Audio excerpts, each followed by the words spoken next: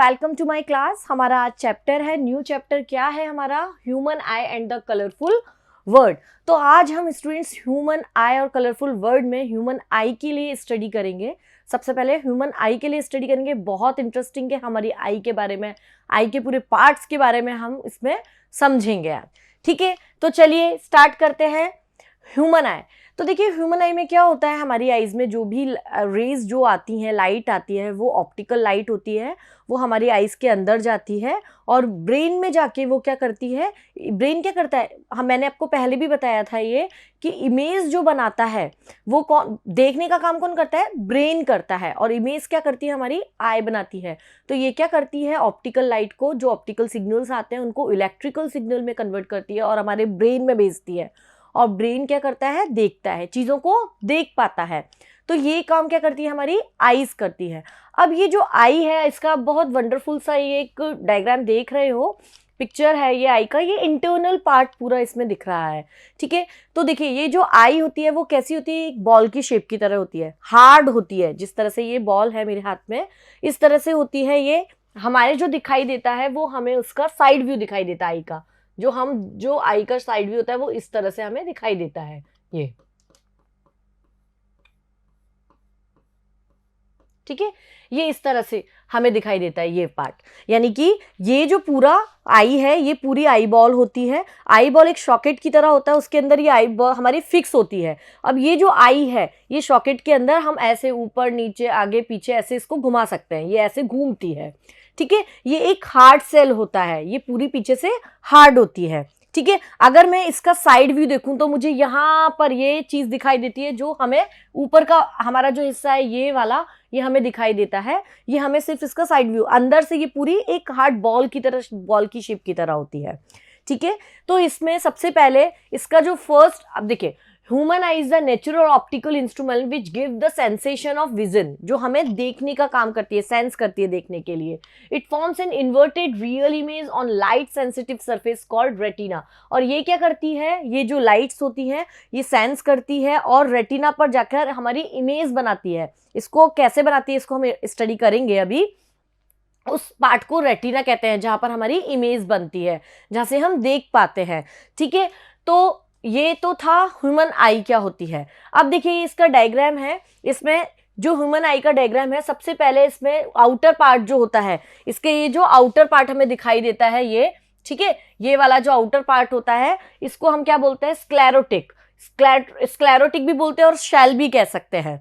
ठीक है, ये क्या करता है, ये प्रोटेक्ट करता है हमारी आईज को। स्क्लेरोटिक क्या करता है, जो आगे का ये पार्ट होता है ये प्रोटेक्ट करता है हमारी आईज को, ये जो व्हाइट ऑफ आई है। ठीक है, अब इसके अंदर एक होता है कॉर्निया। कॉर्निया सबसे ज्यादा इंपॉर्टेंट होता है। देखिए ये जो हमारी आई है, आई में एक ट्रांसपेरेंट पार्ट भी होता है, ये तो व्हाइट कलर का पार्ट होता है, इसके एक छोटा सा ट्रांसपेरेंट पार्ट होता है। उस ट्रांसपेरेंट पार्ट को क्या कहते हैं, कॉर्निया कहते हैं। और ये कॉर्निया क्या करता है, जो भी लाइट रेज आती है, पीछे का जो इसका हिस्सा होता है, कॉर्निया का जो पीछे का हिस्सा होता है वो पूरा ओपेक होता है। ठीक है, लेकिन आगे वाला जो ट्रांसपेरेंट पार्ट होता है वो बहुत थोड़ा सा जो होता है, उससे क्या होता है, हमारी लाइट रेज अंदर जाती हैं। तो ये एक विंडो का काम करता है, लाइट के लिए विंडो का काम करता है। जितनी भी लाइट रेज जाती हैं इस कॉर्निया से होकर अंदर जाती हैं, उसे हम क्या कहते हैं, कॉर्निया कहते हैं। ये ट्रांसपेरेंट पार्ट होता है। अब इसके दो चैम्बर्स होते हैं, एक होता है इसमें एक्वियस ह्यूमर और एक होता है विट्रियस ह्यूमर। तो देखिए ये जो होता है ये इंटीरियर चैम्बर बोलते हैं इसको हम, और ये वाला जो पूरा बोलते हैं इसको आउटर चैम्बर होता है। तो इसमें ना लिक्विड भरा हुआ होता है, जैसे एक्वियस ह्यूमर और वाटरी लिक्विड होता है, और ये विट्रियस ह्यूमर में जेली जैसा होता है। तो इसमें जो ये लिक्विड्स होते हैं ये बहुत ज़्यादा हेल्पफुल होते हैं। ये हेल्पफुल किस लिए होते हैं, ये रिफ्लेक्ट करने के लिए भी, लाइट की इमेज बनाने के लिए भी हेल्पफुल होते हैं। दूसरा, हमारी आईज में जो भी, हमारी आईज को प्रोटेक्ट करते हैं, और इसी की लिक्विड की वजह से जो हमारी आईज है वो 80-90 साल तक चलती हैं। ठीक है, तीसरा इसके अंदर एक ही लेंस होता है, सिलेरी मसल्स, ये एक लेंस लगा हुआ होता है। ये जो लेंस लगा हुआ होता है, इस लेंस क्या करता है, ये लेंस क्या करता है, हमें जो कोई इमेज देखनी होती है, हमें कोई इमेज देखनी है, उसको हम आगे पीछे ऊपर नीचे इस तरह से करते हैं, तो ये मसल्स क्या करते हैं, इसको हेल्प करते हैं, इसको हेल्प करते हैं, ये इसको मतलब इसके ये जेली जैसे होते हैं, ठीक है। तो ये क्या करते हैं, स्लेरी मसल्स कहलाते हैं। इन मसल से हम क्या कर सकते हैं, आगे पीछे ऊपर नीचे हमारी आईज को स्ट्रेच कर सकते हैं, इसे हम क्या बोलते हैं, स्लेरी मसल्स। और इससे क्या होता है, जो भी लाइट रे हमारी आती है यहाँ पर से अंदर जाती है और ये इमेज बनाता है रेटिना पे, फोकस होती है, ये लेंस क्या करता है, उस इमेज को कैप्चर करता है। और यहाँ रेटिना, ये पीछे का एक सबसे इंपॉर्टेंट पार्ट है, ये कहलाता है रेटिना। ये रेटिना, रेटिना क्या होता है, रेटिना वो होता है जब ये लेंस, जहां से लेंस से हमारी लाइट आती है कॉर्निया से होकर, तो क्या करता है, ये लेंस इसको स्ट्रेच करता है। ऐसे हम देखते हैं ना, कई बार हम अपनी आईज को ऊपर नीचे आगे पीछे, तो ये स्लेरी मसल्स के कारण होती है। और उसके कारण क्या होता है, ये इमेज कहाँ बनती है, रेटिना पे बनती है, ये होता है रेटिना, ये रेटिना होता है। रेटिना क्या होता है, रेटिना का पूरा सिस्टम नर्व से कनेक्ट होता है, ब्रेन से कनेक्ट होता है। रेटिना किससे कनेक्ट होती है, ब्रेन से कनेक्ट होती है, हमारे पूरे नर्व से कनेक्ट होती है। जैसे ही हमारा ऑप्टिकल सिग्नल यहाँ जाता है, ये इसको इलेक्ट्रिकल सिग्नल में कन्वर्ट करती है और नर्व्स को भेज देती है। यहाँ पर हमारी इमेज बनती है, रेटिना पर इमेज बनती है। तो हमारा जो माइंड है वो देखने का काम करता है, आईज देखने का काम नहीं करती। काम कौन करता है, देखने का हमारा माइंड करता है। कैसे, देखिए आप लोग कभी सोते हैं तो सोते सोते हमारी आईज क्लोज होती है, लेकिन हम अपना सपना देख रहे होते हैं, या तो देखते हैं ना, हम अपनी आईज देखते हैं, तो हमारा क्या काम कर रहा है, हमारा माइंड काम करता है। आईज तो हमारी क्लोज है, तो देखने का काम कौन करता है, हमारा माइंड करता है। आईज तो क्या करती है, इमेज बनाती है सिर्फ, ठीक है। आईज क्या करती है, उस इमेज को बनाती है, देखने का काम कौन करता है, हमारा माइंड करता है। तो रेटिना पर क्या होता है, इमेज बनती है, और ये किससे कनेक्ट होती है, ब्रेन के नर्व से, ठीक है। और ब्रेन हमारा फिर देखने का काम करता है। अब ये जो रेटिना होती है, इस पे दो तरह के स्पॉट होते हैं, एक होता है येलो स्पॉट और एक होता है ब्लाइंड स्पॉट। तो yellow spot nature by nature ऐसा होता है, येलो स्पॉट थोड़ा सा ऊपर होता है, सेंटर से देखिए थोड़ा सा ऊपर है, बाय नेचर होता है, नेचर ने बनाया, इसमें हम कुछ नहीं कर सकते। तो आपने देखा होगा येलो स्पॉट थोड़ा सा दूर होता है, कोई चीज ऐसे थोड़ी दूर होती है, हमको अगर वहां की लाइट देखनी है तो मुझे दिख तो रही है लेकिन डायरेक्ट मेरी आंख में नहीं आ रही, तो मैं क्या करूंगी, या तो गर्दन घुमाऊंगी या आंख को घुमाऊंगी ऐसे, तो वो लाइट मुझे दिखाई देगी, ठीक है, ऐसे दिखाई देती है। और आपने देखा होगा टीवी वगैरह हम जब देखते हैं, लैपटॉप जो देखते हैं, लैपटॉप वो इस तरह से रखा हुआ होता है, हमारी आंखें दुखती नहीं है उसमें।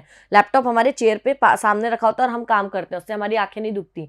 लेकिन टीवी इन जनरल आप लोगों ने देखा होगा, हम लोग ना ऊपर लगाते हैं, वो हमारी कन्वीनियंट के चक्कर में लगाते हैं, हाइट से थोड़ा ऊपर लगाते हैं ताकि पीछे के मेंबर सब लोग आराम से देख पाए। लेकिन हमें लगाना कैसे चाहिए, सामने की तरफ लगाना चाहिए, ताकि हमारी आंखें थके नहीं, ठीक है। हमारे रेज जो है येलो स्पॉट पे ही डायरेक्ट हमारी लाइट रेज आए और हमारी आंखें थके नहीं, हम इजीली उसको देख पाए, तो वो कहलाता है हमारा येलो स्पॉट।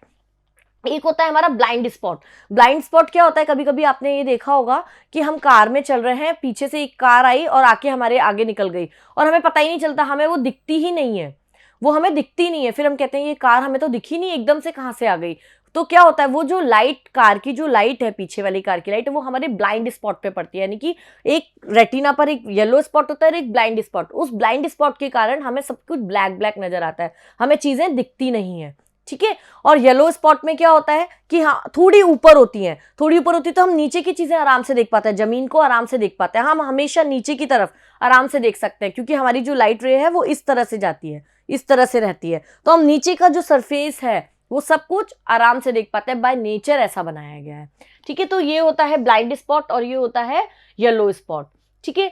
तो इस तरह से ये दो तरह की जेलीज होती है, लिक्विड फिल होता है इनके अंदर, ये वाटर लिक्विड होता है, इसके अंदर ये जेली होती है, ये बाहर की तरफ होती है, और ये इंटीरियर जेली, ये जो विट्रियस ह्यूमर जेली होती है, ये अंदर की तरफ फिल होती है, ठीक है। तो चलिए ये आपको थोड़ा बहुत समझ में आ गया। अच्छा, दो चीज और रह गई, एक होता है आइरिस। आइरिस क्या होती है, यहाँ पर ये होती है आइरिस, और ये जो थोड़ा ये दिखता है ये होता है प्यूपिल, ठीक है। तो आइरिस क्या होती है, आइरिस एक चैनल का काम करती है, जैसे कि ओपनिंग, लाइट की ओपनिंग, जैसे कि लाइट इसमें से एंटर हुई तो लाइट चैनल ऐसे ओपन हो जाता है। कितनी लाइट इसमें एंटर होती है, ये लाइट को आने को प्रोटेक्ट करती है, जितनी लाइट आनी चाहिए उतनी ही लाइट इसके अंदर आती है, ये चैनल ऐसे ओपन हो जाता है, ठीक है। इसको हम क्या बोलते हैं, आइरिस बोलते हैं।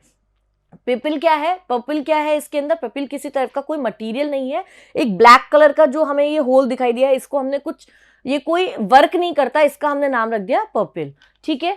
तो इस तरह से ये हमने पूरा समझा। अब इसके एक एक फिर से हम इसके एक एक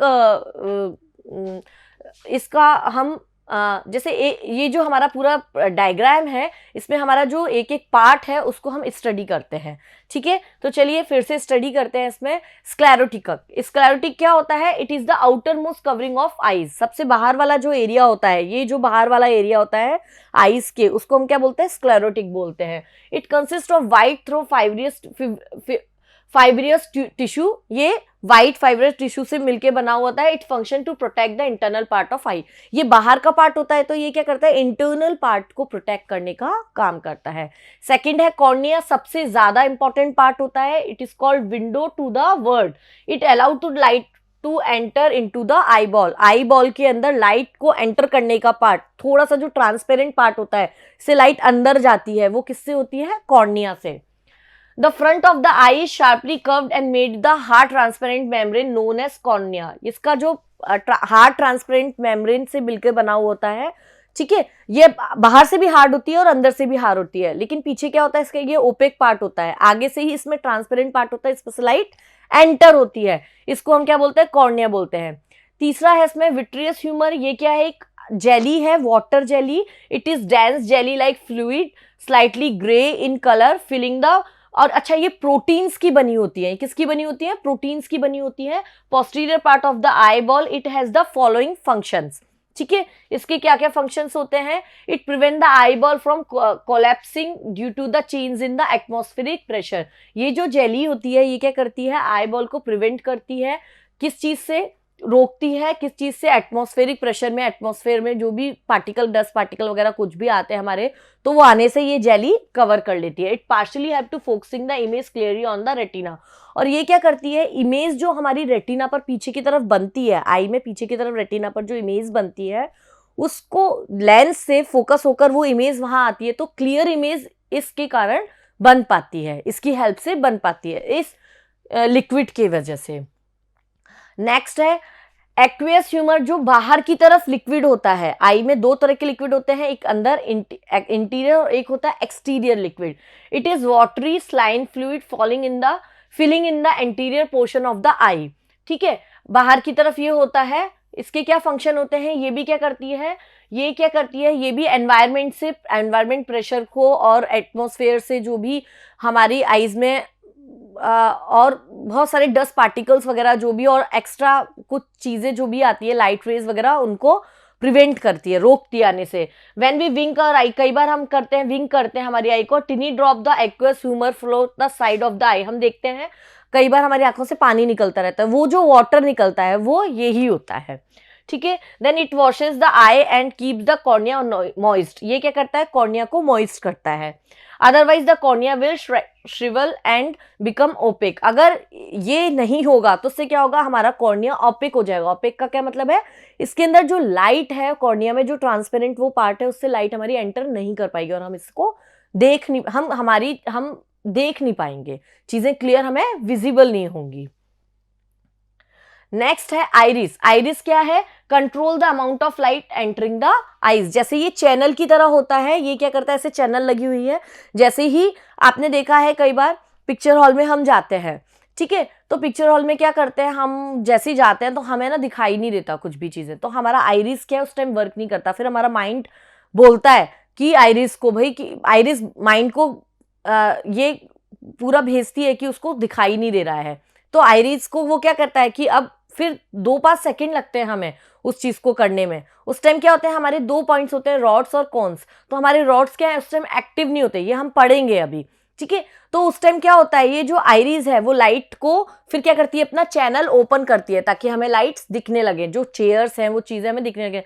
2-5 सेकंड बाद हमें क्या होता है? चेयर्स वगैरह थोड़ी थोड़ी दिखने लगती हैं, ठीक है। तो ये क्या करता है? लाइट को एंटर करने देता है, अपना चैनल को ओपन करता है, ठीक है। आई लेंस, आई लेंस क्या होता है? The eye lens is double convex lens. देखिए ये लेंस बहुत ज्यादा इंपॉर्टेंट होता है। ये लेंस ऐसा होता है, ये हम लेंस इस तरह से बनाते हैं, पर ये जो लेंस होता है ना वो थोड़ा इस तरह का होता है, इस तरह का, ठीक है। डबल कॉन्वेक्स लेंस होता है and made for transparent flexible tissue, ये बहुत ज्यादा फ्लेक्सिबल होता है, जैसे हम अपनी आईज को आगे पीछे ऊपर नीचे ऐसे ऐसे, जब हमारी आईज थक जाती हैं तो हम अपनी आईज को घुमाते हैं, ठीक है, तो ये लेंस इस तरह का बना हुआ होता है। है ना, it is behind the प्यूपिल and held the muscles called slurry muscles. और इस ये क्या होता है, ये जो आई लेंस है ये स्लेरी मसल से इसमें स्लेरी मसल्स यूज किए जाते हैं, ठीक है, ये स्लेरी मसल्स के अंदर ही फिट होता है। तो इसको हम स्लेरी मसल्स भी कहते हैं, आई लेंस को हम क्या कहते हैं, स्लेरी मसल्स भी कहते हैं, क्योंकि ये मसल्स के अंदर फिक्स होता है और इससे हम क्या करते हैं, स्ट्रेच कर सकते हैं अपनी आईज को, आगे पीछे ऊपर नीचे इस तरह से कर सकते हैं। और ये आई लेंस क्या करते हैं, ये बहुत ज़्यादा इंपॉर्टेंट होता है। इस लेंस से जो कॉर्निया से हमारी लाइट जाती है वो लेंस से होकर जाती है और वो रेटिना पर जाती है पीछे। रेटिना पर इमेज बनाने का काम कौन करता है, ये रेटिना पर इमेज बनती है किसकी हेल्प से, ये लेंस की हेल्प से बनती है, ठीक है। तो ये होता है स्लेरी मसल्स। अब स्लेरी मसल्स क्या होता है, it is a function to alter the focal length of crystalline lens so that the image of the object of various distances clearly focused on the retina. ये क्या करता है, हमारी eyes को आगे पीछे ऊपर नीचे करने के मसल्स हैं, ये स्ट्रेच करता है और ये क्या करता है, बहुत दूर की चीजों को, बहुत पास की चीजों को उस तरह से एडजस्ट कर देता है कि हमें बहुत दूर की चीज भी दिखाई देती है और बहुत पास से भी अगर हम चीज देखते हैं तो हमें दिखाई देती है, ठीक है। तो इसको हम क्या बोलते हैं ये, और फिर ये क्या करता है, क्लियरली फोकस करता है रेटिना पर, रेटिना पर हमें इमेज इजीली दिखाई देती है। अब रेटिना क्या होता है, there is a thin delicated membrane made of optical nerve fibres which covers most of the interior part of the eye, this is known as retina। ये सबसे इंपॉर्टेंट पार्ट होता है क्योंकि इसी पे क्या होता है, हमारी इमेज बनती है। लाइट आती है हमारी हमारे कॉर्निया के अंदर जाती है, लेंस से होते हुए किस पे जाती, रेटिना पे जाती है। रेटिना क्या करता है, इमेज बनाता है और नर्वस सिस्टम से ब्रेन को देता है। ब्रेन क्या करता है, हमारा इमेज को देखने का काम करता है, ठीक है, इमेज को देखने का काम करता है। और जो हमारी आईज होती हैं ये सिर्फ क्या करती है, इमेज बनाती हैं। पीछे की तरफ इमेज को देखने का काम, इमेज बनती किस पे है, इमेज बनती है रेटिना पर, ठीक है। तो ये सबसे इंपॉर्टेंट दो पार्ट हमारे कौन से होते हैं, कॉर्निया और रेटिना, ठीक है। जिसके अंदर से लाइट जाती है वो कॉर्निया और रेटिना, जिसपे इमेज हमारी बनती है। Thin delicated membrane made of optical nerves fibre, ये क्या करती है, जितनी भी नर्व्स होती हैं हमारी ब्रेन की उससे ये कनेक्ट होती है। Which cover the most of interior part of eye, और ये पीछे की तरफ होती है, हमारी आंख के अंदर पीछे की तरफ होती है मेम्ब्रेन, ये बहुत इंटीरियर मेम्ब्रेन होती है और आईज की, this is known as retina. इसको हम क्या कहते हैं, रेटिना कहते हैं। एक होता है मैकुला। मैकुला क्या होता है, ये भी रेटिना पर ही होता है। The macula is very small area to the centre of the retina. This is a thin layer of light sensitive tissue that is light the back of the eye. ये भी रेटिना पर एक membrane होती है जिसको macula कहते हैं। इसके अंदर भी लाइट सेंसिटिव टिश्यूज होते हैं, ये बैक ऑफ द आई होता है। एक होता है क्रोइड। क्रोइड क्या होता है, there is a black membrane behind the retina composed of many blood vessels and lined internally with pigment cells known as choroid. It is a function to darkness of the eye, darken the eye from inside and hence prevent any internal reflection. ये क्या करता है, ये भी एक black membrane होती है retina पर, रेटिना के पीछे की तरफ एक पीछे का पार्ट होता है, ठीक है। ये क्या होता है, बहुत सारे ब्लड वेसल्स और इंटरनली ब्लड सेल से जो भी हमारे ब्रेन में नर्व्स होती है उन सबसे कनेक्ट रहता है, इसको हम क्रोइड कहते हैं। इसका क्या फंक्शन होता है, ये क्या करता है, it function is to darken the eye from the inside and hence prevent any internal reflection. ये क्या करता है, कोई भी इंटरनली रिफ्लेक्शन होता है उसको प्रिवेंट करता है, यानी कि उसको रोकता है, ठीक है। सबसे पहले ह्यूमन आई का जो कंस्ट्रक्शन था वो हम इसमें हमारा जो फ्रंट व्यू हमें जो दिखाई देता है वो हमें दिखाई देता है इस तरह से, ये हमारी ह्यूमन आई इस तरह से हमें दिखाई देती है। तो हमारे यहाँ पर एक लेंस लगा हुआ होता है और उस लेंस के पीछे क्या होता है, हमारा ब्रेन होता है और यहाँ पर क्या होती है, रेटिना होती है, ठीक है। यहाँ से कॉर्निया से हमारा, यहाँ पर कॉर्निया से ये ट्रांसपेरेंट पार्ट से हमारी लाइट रे एंटर करती है इस लेंस के अंदर जाती है, यहाँ पर इमेज बनाती है रेटिना पर, और रेटिना नर्वस सिस्टम से कनेक्ट होता है माइंड के और हमें दिखाई देता है, ठीक है। ये समझ में आ गया था हमको। कंस्ट्रक्शन में क्या है, the I is nearly spherical in shape having a diameter of 25 millimetre, यानी कि जो स्फेरिकल शेप का जो आई होती है इसका जो डायमीटर होता है वो कितना होता है, 25 मिलीमीटर का होता है। The walls of eye ball consist of 2 major layer. ये जो हमारी आई बॉल जो होती है, हमने दिखाया था इसमें, ये जो पूरी आई है, ये हमारी ये जो बॉल होती है ये क्या होती है, ऐसे फिट होती है एक सॉकेट के अंदर और ये इस तरह से मूव कर सकती है। देखिए हमारी आईज भी मूव कर रही हैं ऐसे ऐसे ऐसे। तो एक पूरी गोल होती है, ये मैंने आपको पहले भी बताया था, एक सॉकेट के अंदर इसके अंदर होती है। तो ये जो वॉल है, आई बॉल है, कंसिस्ट ऑफ, इसकी आई वॉल के अंदर दो मेजर पार्ट्स होते हैं, लेयर होती है। इस जो आउटर लेयर जो होती है उसको हम क्या बोलते हैं, sclerotic layer. It is the tough OPEC white substance, जो व्हाइट कलर का सब्सटेंस हमारा भरा हुआ दिखता है, इसको हम क्या कहते हैं, sclerotic. It is from the white of eye, ठीक है। The front of this coating form of curve section known as cornea. और दूसरा पार्ट होता है कॉर्निया, जो ट्रांसपेरेंट पार्ट होता है जिसके अंदर से लाइट एंटर करती है। कॉर्निया क्या करता है, protect the eye and help in reflection of light.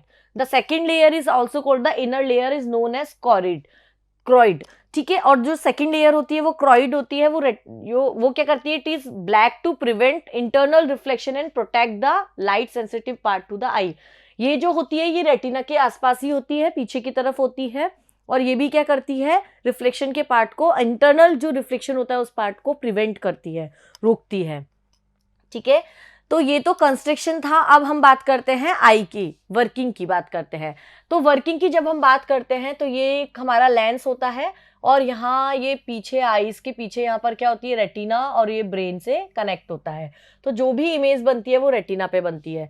The light ray coming from the object keeped in front of us enter the प्यूपिल and the I of the eye and fall the eye lens. यहाँ से lens प्यूपिल के अंदर ऐसे cornea से होती है, इस lens के अंदर जाती है लाइट कहीं से भी आ सकती है, कोई भी ऑब्जेक्ट से लाइट आ सकती है, इन्फिनिटी दूर से भी लाइट आ सकती है।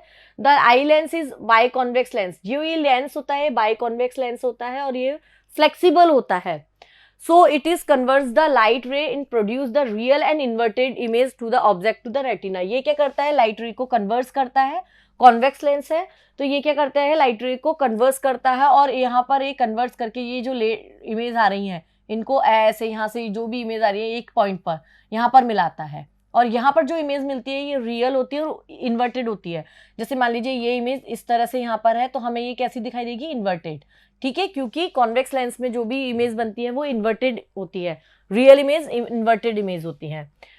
Of the object of the retina पे बनती है। The image formed on the retina is conveyed to the brain by the optical nerves. अब ये जो नर्व्स यहाँ पर ऑप्टिकल नर्व ब्रेन से ऑप्टिकल नर्व से कनेक्ट होता है और ब्रेन को ये सेंसेशन जाता है इमेज का, ठीक है। Brain optical nerve and gives the rise to the sensation of vision. और ब्रेन क्या करता है, फिर हमारी इमेज को देख पाता है कि सामने हमारे क्या ऑब्जेक्ट रखा है, क्या दिख रहा है, कौन सी पिक्चर दिख रही है, ठीक है।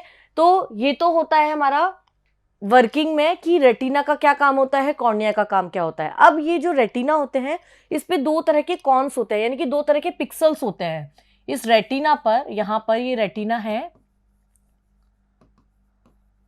इस पे दो तरह के पिक्सल्स होते हैं, एक होता है रॉड और दूसरा होता है कोन। देखिए रॉड क्या होते हैं, रॉड जो होते हैं वो इस तरह से होते हैं, ये, ठीक है। इसमें जो लाइट रे आती है वो लाइट यहां से आती है। और कॉन्स कैसे होते हैं, कॉन्स इस तरह से होते हैं, ये कॉन की शेप होती है,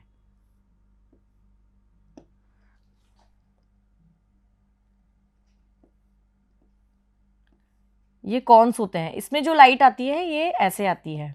और ये क्या होते हैं, ये बहुत ज्यादा सेंसिटिव होते हैं, रॉड्स बहुत ज्यादा सेंसिटिव होते हैं, लेकिन ये क्या करते हैं, ये अमाउंट ऑफ लाइट जो भी आती है उनको सेंस करते हैं, लाइट के अमाउंट को सेंस करने का काम करते हैं। लेकिन ये क्या करते हैं, कलर सेंस जो काम करते हैं, कलर्स, वो कौन करते हैं, कोन्स करते हैं।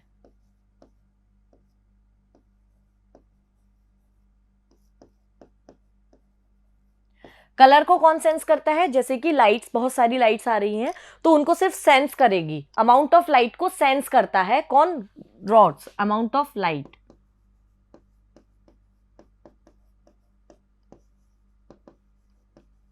ठीक है। लेकिन कलर्स को क्या करते हैं, जैसे कि मान लीजिए बहुत सारी लाइट्स कोन्स पर आ रही हैं तो ये उन कोन्स, उनको क्या करेंगे, जो जितनी सारी लाइट्स आ रही हैं उन लाइट के कलर को अलग अलग डिवाइड कर देगा, येलो अलग, रेड अलग, ग्रीन अलग। ये सब कौन करता है, कलर का जो डिवीजन होता है, कलर को जो सेंस करता है वो कौन करता है, कोन्स करता है। रॉड क्या करते हैं, सिर्फ लाइट के अमाउंट को बताता है कि लाइट है, ठीक है। तो अब क्या होता है, जैसे कि डे टाइम में हमें जो दिखाई देता है वो किससे दिखाई देता है, कौन से दिखाई देता है। अब डे होते होते शाम हो गई, शाम को क्या हो गया, ये क्या करता है, लाइट की इंटेंसिटी इस पे बहुत ज्यादा है। डे टाइम में क्या है, बहुत ज्यादा लाइट होती है, तो लाइट जैसे कि 100 लाइट आ रही है, इंटेंसिटी 100 आ रही है, तो ये लाइट को डिवाइड कर देगा और कौन क्या करेगा, लाइट को अलग अलग डिवाइड कर देगा उन पार्ट को, ठीक है। येलो अलग, रेड अलग, व्हाइट अलग, ब्लू अलग, ग्रीन अलग। लेकिन जैसे जैसे शाम हो गई, अब लाइट की इंटेंसिटी क्या हो गई, 20, तो अब क्या करेगा, ये बहुत ज्यादा लाइट होती है तभी इनको डिवाइड कर पाता है। 20 जैसे ही लाइट की इंटेंसिटी हो गई तो ये उनको डिवाइड नहीं कर पाता। तो ये आपको क्या बताता है, रेटिना को क्या बता रहा है, ब्रेन को बताया इसने कि अब मुझे कुछ दिखाई नहीं दे रहा, ठीक है। तो उस टाइम क्या होता है, उस टाइम क्या काम करते हैं, रॉड्स काम करते हैं। ये इतने ज्यादा सेंसिटिव होते हैं, इसमें क्या है, बहुत कम जो इंटेंसिटी होती है वो उनको ये सेंस कर लेते हैं, रॉड्स। तो हम जब रात में उठते हैं, ठीक है, जिसको रतौंधी होती है, तो उसमें क्या, उसको क्या होता है, रात उसमें उसको कलर ब्लाइंडनेस होती है, ठीक है, उसको कलर ब्लाइंडनेस होती है। तो वो ये सब चीजें रात को उसको, उसके क्या होते हैं, कॉन्स खराब होते हैं। जिसको कलर्स ब्लाइंडनेस होती है उसको रतौंधी होती है बोलते हैं, और उसमें क्या होता है, उसको दिखाई नहीं देता है। क्यों, क्योंकि उसके कॉन्स खराब होते हैं। तो उस आदमी के क्या है, कॉन्स खराब हो गए। लेकिन रॉड्स क्या करते हैं, रॉड्स के क्या करते हैं, ये अमाउंट लाइट इतने ज्यादा सेंसिटिव होते हैं, ये कोई भी लाइट जो होती है उनकी लाइट्स को सेंस कर लेते हैं, लेकिन ये कलर्स ये बता नहीं पाते। तो जैसे ही रात हो जाती है तो आपने देखा होगा रात में हमें हर चीज ब्लैक ग्रे दिखाई देती है। हमें ये दिखाई दे देगा, गेट है यहाँ पर, वो भी हमें ब्लैक दिखाई देगा, कोई आदमी खड़ा है वो भी हमें ब्लैक ग्रे दिखाई देता है। तो उसके क्या होते हैं, रॉड्स एक्टिवेट होते हैं उस टाइम, उसके कोन्स एक्टिवेट नहीं होते हैं, ठीक है। तो वहां पर उसको क्या होता है, उसके रॉड्स काम कर रहे होते हैं, कॉन्स काम नहीं कर रहे होते हैं, ठीक है, क्योंकि बहुत ज्यादा लाइट को सेंस कर लेते हैं, लाइट को बहुत जल्दी सेंस कर लेते हैं। हम मूवी हॉल में जाते हैं, तो क्या होता है, हमको कुछ दिखाई नहीं देता, फिर 2-5 सेकंड लगते हैं, हमारा माइंड रॉड्स को एक्टिव करता है, उनको रॉड्स एक्टिव होते हैं तो हमें हर चीज ना ब्लैक ग्रे दिखाई देती है। चेयर दिखाई देगी थोड़ी देर बाद, कुछ सेकंड्स बाद हमें चेयर्स दिखाई देते हैं, लोग भी कुछ ब्लैक ब्लैक बैठे हुए दिखाई देते हैं, क्यों, हमारे रॉड्स उसमें उस टाइम एक्टिव हो जाते हैं। तो ये होते हैं रॉड्स और कोन्स। तो the cells on the retina are two shapes, rod shape and cone shape. The rod cell of our retina respond to the intensity of light. ये इंटेंसिटी ऑफ लाइट्स को बताते हैं, कौन ज्यादा इंटेंसिटी को, और रॉड्स जो होते हैं अमाउंट ऑफ लाइट को। येलो स्पॉट, अब येलो स्पॉट क्या होता है, ये जो हमारी आईज है, ये मैं आपको पहले भी बता चुकी हूँ, ये रेटिना है, यहाँ पर ये रेटिना है, रेटिना के इधर ऊपर की साइड ये कहलाता है yellow spot. Yellow spot centre से थोड़ा सा ऊपर की तरफ होता है। तो कोई भी चीज अगर हम देखते हैं तो हमारी आईज में ना नेचर ने ऐसा बनाया है कि हमारी रेज इस तरह से जाती हैं, लेकिन येलो स्पॉट यहाँ होता है। तो हम हमेशा कैसे देखते हैं हमारी आईज से, ऐसे हमारी रेज कैसे आती है हमारी आईज में, ऐसे आती है, ये वाला स्पॉट, इसको हम क्या कहते हैं, येलो स्पॉट कहते हैं। जैसे कि हमें नीचे देखना होता है, सड़क पर हम चल रहे हैं, देख रहे हैं, हम सामने चल रहे हैं, ठीक है, लेकिन हम हमेशा नीचे भी दिखता है, हमें सड़क भी दिखती है, क्यों, क्योंकि जो येलो स्पॉट है वो इस तरह से होता है हमारी आईज में कि रेज जो आती हैं वो ऊपर की तरफ ऐसे आती है हमारी आईज में। अगर हमें इस साइड देखना है तो मैं ऐसे मुड़ूंगी, या मेरी गर्दन को बढ़ाऊंगी, या आंख को मुड़ूंगी, तो वो मेरी लाइट मेरी आंख में आएगी। ऐसे करूंगी तो मैं आईज को यूं करूंगी तो वो लाइट मेरी आंख में आएगी, ठीक है। तो इस तरह से ये जो स्पॉट है येलो स्पॉट, इसको हम येलो स्पॉट बोलते हैं। इससे हमारी लाइट पे रिफ्लेक्ट होती, इस पॉइंट से हम देख पाते हैं, यहाँ पर इमेज जब जाती है, लाइट रे जब इस पे जाती है तब हम क्लियर इसको देख पाते हैं, ठीक है। तो the most sensitive point on the retina is called yellow spot. It is situated at the centre of the retina and lightly राइज्ड. It has a little depression called fovea central which is extremely sensitive to light. Its function is to form an extremely clear image. ये clear image बनाने का काम करता है। ये थोड़ा सा ऊपर होता है, यहाँ से इस पे लिखा भी हुआ है, it is situated that centre से थोड़ा सा लाइटली राइज्ड होता है, सेंटर से थोड़ा ऊपर होता है। एक होता है ब्लाइंड स्पॉट, यहाँ पर कहीं ब्लाइंड स्पॉट होता है।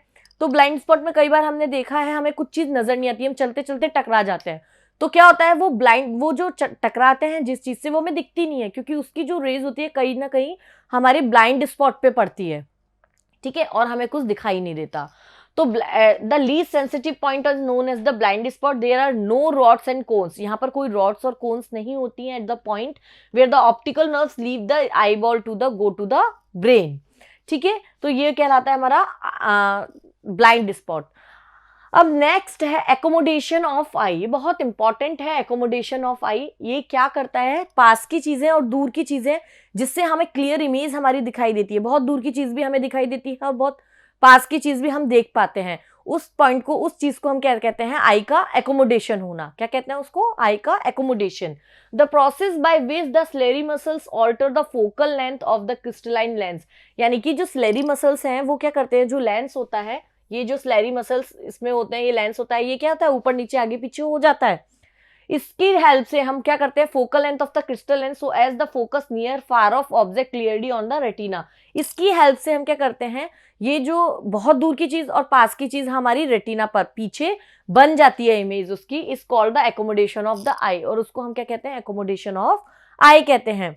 ठीक है, पास की चीज और दूर की चीजों की इमेज जो बनाना, इमेज जो दिखती है वो एकोमोडेशन से दिखती है। अब देखिए इसमें जो एकोमोडेशन जो होता है उसमें क्या होता है, इसको समझिए। ये देखिए एक हमारा लेंस है और जो हमारी रेज जो आ रही हैं, लाइट रे बहुत इन्फिनिटी दूर से आ रही हैं, इन्फिनिटी यानी कि सन रेज हम बोल देते हैं। तो ये जो सन रेज आती हैं ये कैसे आती हैं, पैरेलल टू प्रिंसिपल एक्सिस। ये हमारी प्रिंसिपल एक्सिस है ये, ठीक है। ये सन रेज ऐसे आई और यहाँ पर ये क्या करती हैं, ऐसे ऐसे जाके ऐसे मुड़ जाती हैं, ठीक है। और यहाँ से ये ऐसे जाती है और ऐसे ये मुड़ जाती हैं। यहाँ पे हमारी रेटिना है ये, और यहाँ पर ये हमें इमेज दिखाई देती है, ये मुड़ती है, ठीक है। मान लीजिए 20, इसकी पावर कितनी है, 20। ये फॉर्मूला होता है power is equals to 1/, focal length, ठीक है। जितनी ज्यादा पावर होगी फोकल लेंथ उतना कम होता चला जाएगा।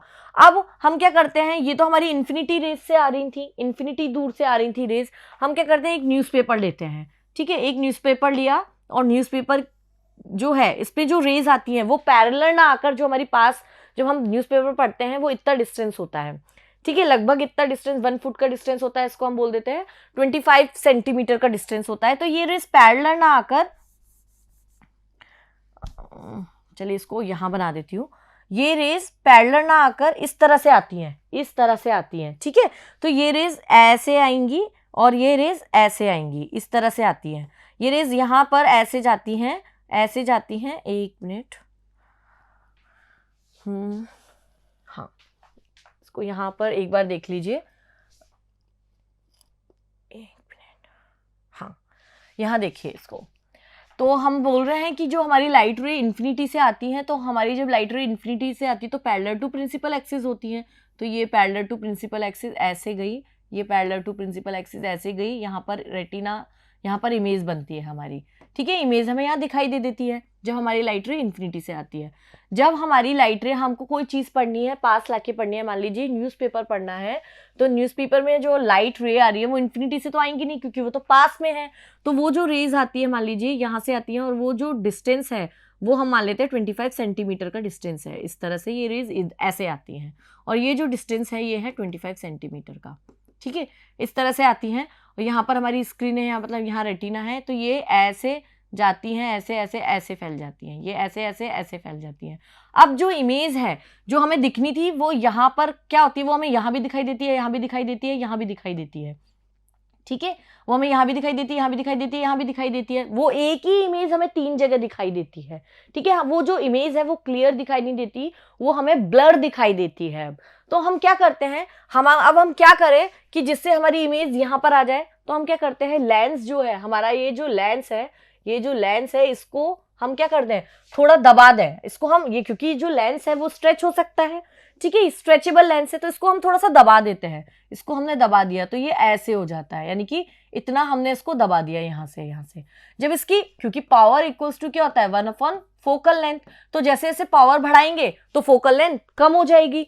तो हम क्या करते हैं, यहाँ पर इस लेंस को मोटा कर देते हैं, ऐसे छोटा करके ऐसे दबा देते हैं। तो क्या होता है, ये जो आईज यहाँ से ये जो ऐसे जा रही थी, ये ऐसे होकर ये अभी 20 डिग्री एंगल पर मुड़ रही थी, 20 डिग्री पे, ठीक है। अब ये क्या होती है, कितने पे मुड़ जाती है, ये मुड़ जाती है 30 पे, ठीक है। तो ये ऐसे मुड़ जाती हैं और यहाँ से भी ये ऐसे मुड़ जाती हैं 30 डिग्री पे, ये भी 30 डिग्री पे। अब जो इमेज हमें दिखाई देती है वो यहाँ पर एक स्पॉट हमें पूरे यहाँ पर कन्वर्ज हो जाती है वो इमेज, और वो हमें यहाँ पर दिखाई देने लगती है, ठीक है। तो इसने क्या किया, एकोमोडेशन ने क्या किया, इस लेंस ने हमें क्या किया, एकोमोडेशन का क्या मतलब था, इन्फिनिटी दूर की रेंज थी वो भी हमें यहाँ पर दिखाई दी, और 25 सेंटीमीटर पे जो इमेज रखी हुई थी वो हमको यहाँ दिखाई दी। वो भी क्या करने पर, हमने उसकी पावर को बहुत ज्यादा इंक्रीज कर लिया। ठीक है, पावर को इंक्रीज कर लिया से फोकल लेंथ हमारी क्या हो जाएगी, कम हो जाएगी, तो हमें यहाँ पर दिखाई देगी। अब यहाँ पर हमें क्लियर इमेज रेटिना पर हमें दिखाई देगी। अब हम क्या करते हैं, इस कोई भी चीज हम बुक पढ़ रहे हैं, बुक को हमने इतना दूर रखा हुआ है तो हमें दिखाई देगा, और पास और पास और पास जब हम ले आते हैं तो हमें वो दिखाई देता है क्या, नहीं दिखाई देता, हमें ब्लर दिखाई देता है फिर से।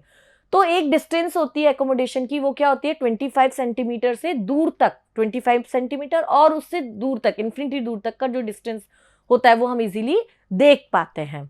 ठीक है, जो हमारी नॉर्मल आईज होती हैं, नॉर्मल आईज की बात कर रहे हैं, जो नॉर्मल आईज होती हैं वो 25 सेंटीमीटर का डिस्टेंस, एक पर्टिकुलर एक डिस्टेंस है, इस पर आपको क्लियर इमेज देगी। अगर आप बहुत पास ले आएंगे अपनी बुक को पढ़ते पढ़ते तो भी आपको क्लियर वो बुक का जो इमेज है वो दिखाई नहीं देगा, वो हमको कैसा दिखाई देता है, ब्लर दिखाई देता है। तो एकोमोडेशन ने क्या किया, ये जो इमेज बाहर बनती, ये जो इमेज बाहर बनती यहाँ जाके, इसने इसको एकोमोडेट करके यहाँ पर ही बना लिया, इसी पॉइंट पे बना लिया, एकोमोडेट कर दिया इसको और यहीं पर बना लिया। तो यही कहलाता है हमारी आईज का एकोमोडेशन। ठीक है स्टूडेंट्स, ये क्लियर हो गया।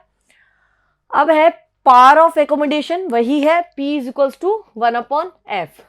ठीक है, the humanize the normal condition of the ciliary muscles to alter the make it bring into sharp focus of the image of object at varying distance right on the retina. We call this ability of power of eye or its power of accommodation. इसी को हम क्या कहते हैं, power of accommodation. जितनी ज्यादा power होगी उतनी ज्यादा फोकल लेंथ कम होगी। ठीक है, और इस पावर की वजह से हम क्या करते हैं, हमारी आईज पे जो हमारी इमेज बनती है रेटिना पे वो क्लियर बन पाती है, तो पावर को बढ़ाते जाते हैं, एकोमोडेट कर लेते हैं। ठीक है, तो ये कहलाता है हमारा power of accommodation. Near point and far point क्या होते हैं, the eye at which the object is visible is called the near point of the eye. जो एक पर्टिकुलर पॉइंट होता है, जैसे ये वाला जहां पर हम बुक पढ़ रहे हैं उसको लेकर, वो जो डिस्टेंस होती है वो कितनी होती है, 25 सेंटीमीटर की होती है एक नॉर्मल आई के लिए। तो वो जो नियर पॉइंट है हम इसको इतने ही सेंटीमीटर पे देख पाते हैं, इससे ज्यादा अगर हम पास ले आएंगे तो हमको ब्लर दिखाई देगा। The maximum distance up to which the normal eye can see the thing clearly is called the far point of the eyes. हमारी नॉर्मल आई बहुत दूर तक, जितना डिस्टेंस दूर तक हमारा देख पाती है उसको हम क्या कहते हैं, फार पॉइंट कहते हैं। It is infinity for our normal ray, normal ray eyes के लिए इन्फिनिटी है, ये हम इन्फिनिटी मान के चलते हैं। ठीक है, range of vision, the distance between the near point and far point on eye is known as the rear range of vision. For normal eye the range of vision कितना होता है, 25 सेंटीमीटर टू इन्फिनिटी। स्टूडेंट ये कई बार पूछा जाता है, ये आपको याद रखना है। एक नॉर्मल आई के लिए हम जो देख सकते हैं उसके लिए जो इतना डिस्टेंस होता है वो कितना होता है, 25 सेंटीमीटर नियर के लिए और फार के लिए इन्फिनिटी, तो 25 टू इन्फिनिटी। ठीक है, डिफेक्ट्स, क्या क्या डिफेक्ट्स होते हैं एक्चुअली, ऑप्टिकल डिफेक्ट्स कौन कौन से होते हैं, defects of vision and their correction. ठीक है, the common defects of vision are, ये हमारे 3 मेन डिफेक्ट्स होते हैं, मायोपिया और शॉर्ट साइटनेस, हाइपरमाइट्रोपिया और लॉन्ग साइटनेस, और एक होता है पैरास बायोपिया। ठीक है, ये वाला हमें नहीं पढ़ना है। ठीक है, तो हम सबसे पहले पढ़ते हैं मायोपिया के बारे में। मायोपिया में क्या होता है, चलिए इसको देखते हैं। सबसे पहले मायोपिया, देखिए यहाँ पर हमारा ये आइस का लेंस लगा हुआ है और ये हमारी रेटिना है पीछे। ठीक है, और जो भी रेज आती हैं दूर से, जो भी रेज आती है उसको हम क्या बोलते हैं, इन्फिनिटी दूर से आ रही है। हम उसको इन्फिनिटी दूर ना बोलकर बोल सकते हैं 6 मीटर दूर, 5 मीटर दूर, ये भी हमारे लिए काफी दूर ही होता है। ठीक है, इन्फिनिटी दूर को ना बोल के, इस तरह से ये पैरेलल रेज आती हैं यहाँ पर।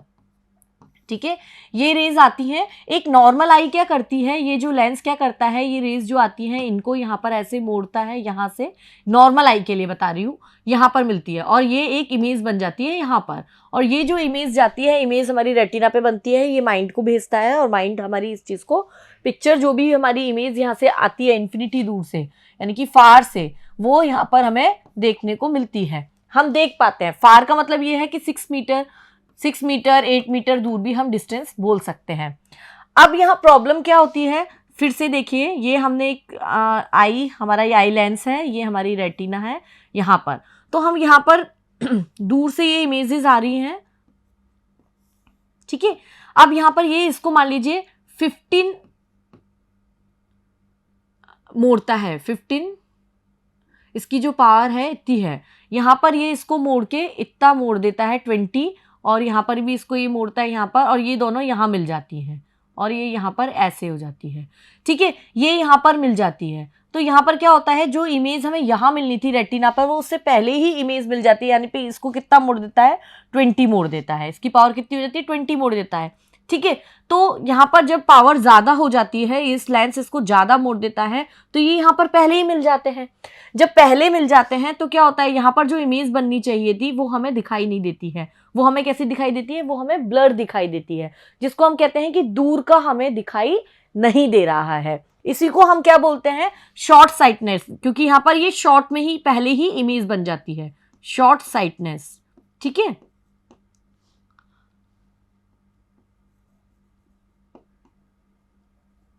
ठीक है। तो हम क्या करते हैं, इस चीज को ओवरकम करने के लिए अब हम क्या करते हैं कि हमें दूर की चीज दिखे। हमारी आईज में क्या होती है, ये प्रॉब्लम हो जाती है कि हमें दूर की चीज नहीं दिखती, इमेज हमारी पहले ही बन जाती है। तो अब हम क्या करते हैं, यहाँ पर ये हमारा लेंस है आई का, ये हमारी रेटिना है। ठीक है, हम इसके आगे क्या करते हैं, एक कॉनकेव मिरर लगा देते हैं, ये कॉनकेव लेंस लगा देते हैं, सॉरी। अब ये जो कॉनकेव लेंस है वो क्या करेगा, ये जो रेज आती हैं इनको क्या करता है, ये क्या करता है, कॉनकेव लेंस क्या करता है, ये लेंस इसको डाइवर्स करता है।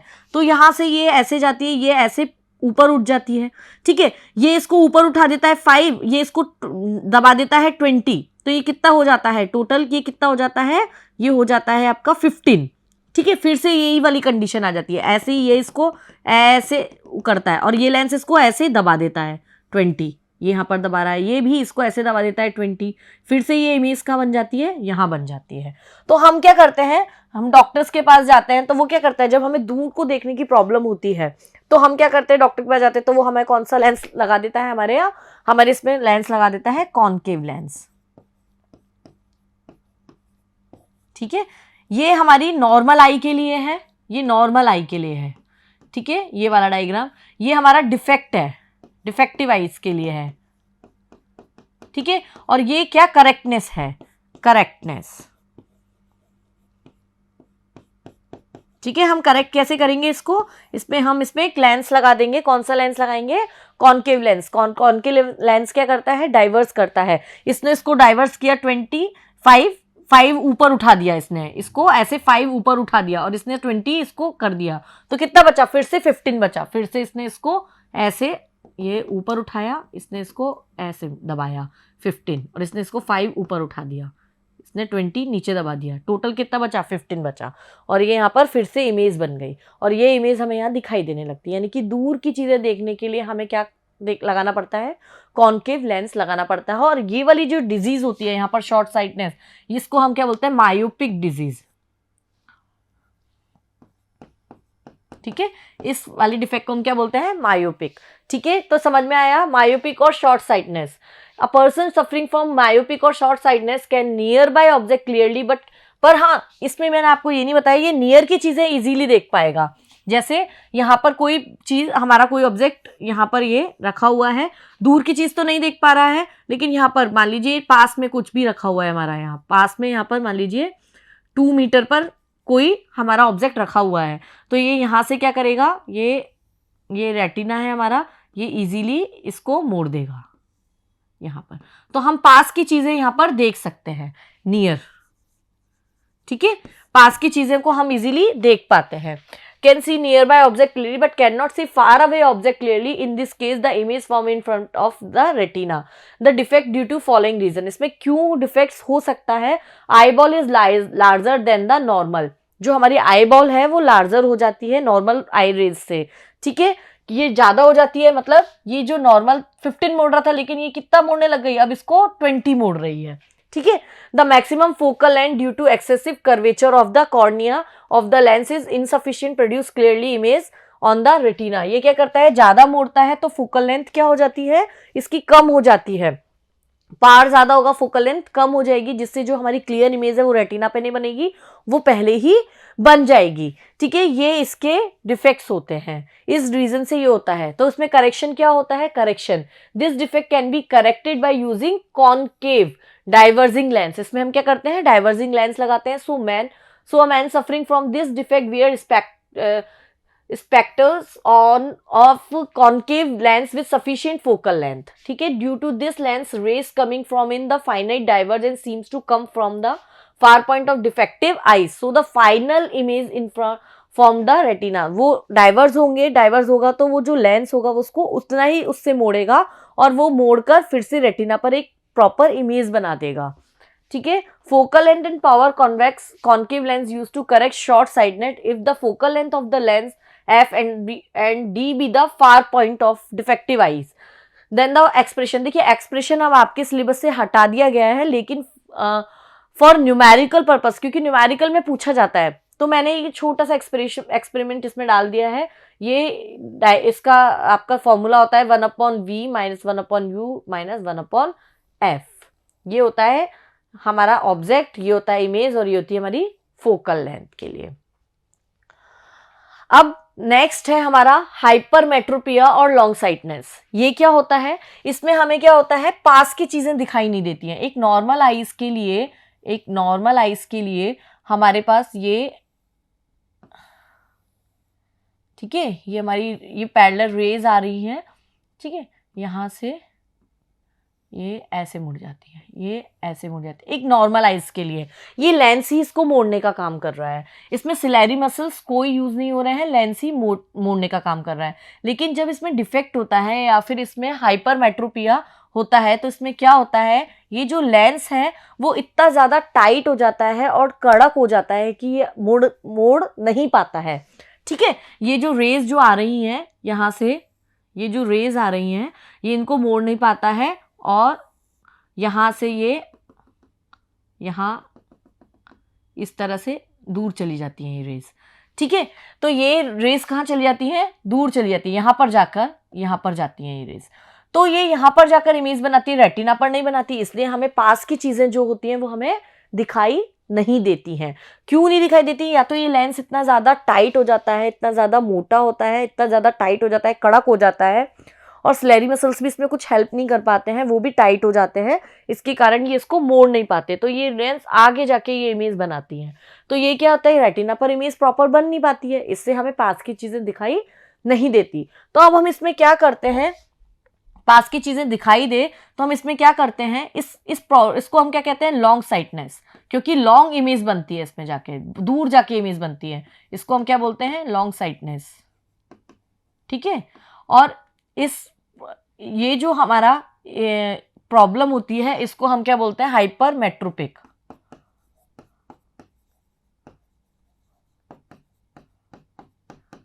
है ना, ये जो डिजीज होती है. अब इस डिजीज को हम शॉर्ट कैसे कर सकते हैं, या इस डिजीज को करेक्ट कैसे कर सकते हैं. जैसे हमने उसमें मायोपिक में कॉन्केव लेंस लगाया, इसमें हमें क्या करना है, हम क्या करेंगे, हमें कन्वर्स करनी है रेज. क्या करनी है, कन्वर्स करनी है. उसमें क्या करनी थी, फैलानी थी. और कन्वर्स करने का काम कौन सा लेंस करता है, कॉन्वेक्स लेंस करता है. तो हम क्या करते हैं, इसके आगे एक कॉन्वेक्स लेंस और लगा देते हैं. ये कॉन्वेक्स लेंस, ये एक लेंस है ही, तो ये क्या करेगा, इसकी थिकनेस, इसकी इंटेंसिटी को बढ़ा देगा, ये वाला कॉन्वेक्स लेंस. तो जैसे ही रेज आएंगी, यहाँ से आती हैं, ये इसकी थिकनेस को बढ़ा देता है, उसकी इंटेंसिटी को बढ़ा देता है, ये मुड़ के यहाँ पर ही मुड़ जाती है, यहाँ पर. ठीक है, अब ये यहाँ पर रेटिना पर इमेज, हमें जो इमेज मिलती है वो यहाँ पर मिलती है रेटिना पर, और हम देख पाते हैं चीज़ें क्लियरली. तो ये बात समझ में आई. तो हाइपरमेट्रोपिया और लॉन्ग साइटनेस क्या होती है, पर्सन सफरिंग फ्रॉम हाइपरमेट्रोपिया और long sightedness can see distance object clearly but can not see near by object. ये पास की चीजें क्लियर नहीं देख पाते हैं, दूर की चीजें ये इजीली देख पाती है, ये वाली जो आइज होती है. ठीक है, इन this case image is form behind the retina. Retina के पीछे इमेज बनती है, यहाँ पर मिलते हैं, यहाँ पर जाके. The defect due to following reason, ये डिफेक्ट क्यों होता है, either the eye ball is too small, या तो आई बॉल बहुत ज्यादा स्मॉल हो जाता है. The minimum focal length of eye lens is more, या फोकल लेंथ मिनिमम हो जाती है, the eye lens is more. और या फिर जो आपका लेंस होता है वो बहुत ज्यादा कड़क हो जाता है, टाइट हो जाता है, वो उसको मोड़ नहीं पाता है, इस कारण ये डिफेक्ट होता है. तो इसके लिए हम क्या करते हैं, कौन सा लेंस यूज करते हैं, कॉन्वेक्स लेंस का यूज करते हैं. Overcome to disease.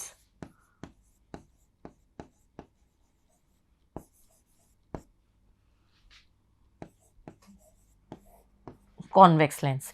ठीक है, तो ये होता है हाइपरमेट्रोपिया. अब नेक्स्ट है प्रेस बायोपिया। प्रेस बायोपिया क्या होता है? ओल्ड एज में आपने देखा है ना तो दूर का पास दिखता है ना पास का दिखता है, ना तो दूर की चीजें दिखाई देती है ना पास की चीजें दिखाई देती हैं, तो दोनों प्रॉब्लम हो जाती हैं। ठीक है, तो दोनों प्रॉब्लम हो जाती है तो हम डॉक्टर के पास जाते हैं, अपने घर के जो भी बड़े बूढ़े लोग जो होते हैं, ओल्ड एज जो जो लोग होते हैं उनको लेकर जाते हैं, तो वो बोलते हैं कि इनको चश्मा लगेगा इस वाला चश्मे से। तो ऐसा कौन सा लेंस वो लगाते हैं डॉक्टर? तो देखिए, दूर की चीजें देखने के लिए हमें कौन सा लेंस यूज करना था? Concave lens. और पास की चीजें देखने के लिए हम कौन सा यूज करते हैं? Convex lens. तो हमें ना वो इस तरह का एक चश्मा लगा देता है। ऊपर तो क्या लगाते हैं? ऊपर तो हो जाता है कॉनकेव लेंस। ठीक है, दूर की चीज दिखाई दे, क्योंकि हमें ऊपर क्या है, दूर देखना है, और पास को हम कोई भी चीज पास लाएंगे तो ऐसे देखेंगे नीचे की तरफ, तो नीचे कौन सा लगा होता है? Convex lens. तो इससे क्या होता है, हम जो भी हमारे ओल्ड एज पर्सन हैं वो क्या करते हैं, इस तरह का चश्मा लगाते हैं, इसमें दोनों लेंस लगे हुए होते हैं और इन दोनों की हेल्प से वो दूर का और पास का इजीली देख पाते हैं। तो ये जो डिजीज होती है इसको हम क्या बोलते हैं? presbyopia. It is purely an old age problem due to which the person cannot see nearby object clearly, and in other words presbyopia old age hypermetropia. ठीक है, in old age the ciliary muscles become shift. जो slurry muscles जो होते हैं old age में हमारे काम करना बंद कर देते हैं, उतना स्टिफ हो जाते हैं बहुत ज्यादा, and hence they do not contract this, they are unable to make crystalline lens thicker with the result that the focal length of crystalline lens does not decrease as desired. The image of the object situated at the least distance or vision is formed behind the retina. तो हमें क्या होता है, ना तो पास की चीजें दिखाई देती हैं, तो इमेज क्या होती है, या तो हमारी रेटिना के पीछे बनती है या रेटिना के आगे बन जाती है। ठीक है, ना तो पास का दिखाई देता है ना दूर का दिखाई देता है। तो इस तरह का लेंस हम इसमें यूज करते हैं। इसमें ऊपर का जो होता है, ऊपर की चीजें देखनी है तो कॉनकेव लेंस, और नीचे देखनी है तो कॉन्वेक्स लेंस का यूज किया जाता है। अब हम बात करेंगे रिफ्रैक्शन की, तो हम बात करेंगे refraction of light through a prism. अब प्रिज्म क्या होता है, सबसे पहले तो ये, तो देखिए स्टूडेंट, प्रिज्म तो आपने नहीं देखा होगा, लेकिन एक ट्राइंगल, ऐसा एक शेप होता है ट्राइंगल का, इस तरह से। ठीक है, ऐसा ये एक शेप होता है, इसको हम क्या बोलते हैं? ट्राइंगल। ये तो सब लोग जानते ही होंगे। ये तो बस मान लीजिए प्रिज्म जो होता है वो बिल्कुल इसी तरह का दिखाई देता है। ठीक है, अब इसमें से रिफ्लेक्शन कैसे होता है, ठीक है, इसको समझते हैं। तो सबसे पहले जो हमारा ट्राइंगल होता है ये इस तरह का होता है। तो आपने पहले, बहुत पहले, कभी जब आप बहुत छोटे होंगे तो आप लोगों ने एक ड्राइंग बनाते थे कि एक पहाड़ है, पहाड़ से पानी निकल रहा है, उस पर एक घर है, इस तरह का ये वाला आप लोग बनाते थे। ठीक है, तो वैसा ही हमारा एक प्रिज्म होता है। प्रिज्म कैसा होता है? ये हमारा प्रिज्म होता है इस तरह से। अगर हम प्रिज्म को पीछे की तरफ थोड़ा सा खींच दें तो हमारा क्या बन जाएगा? प्रिज्म बन जाएगा। ये इस तरह से।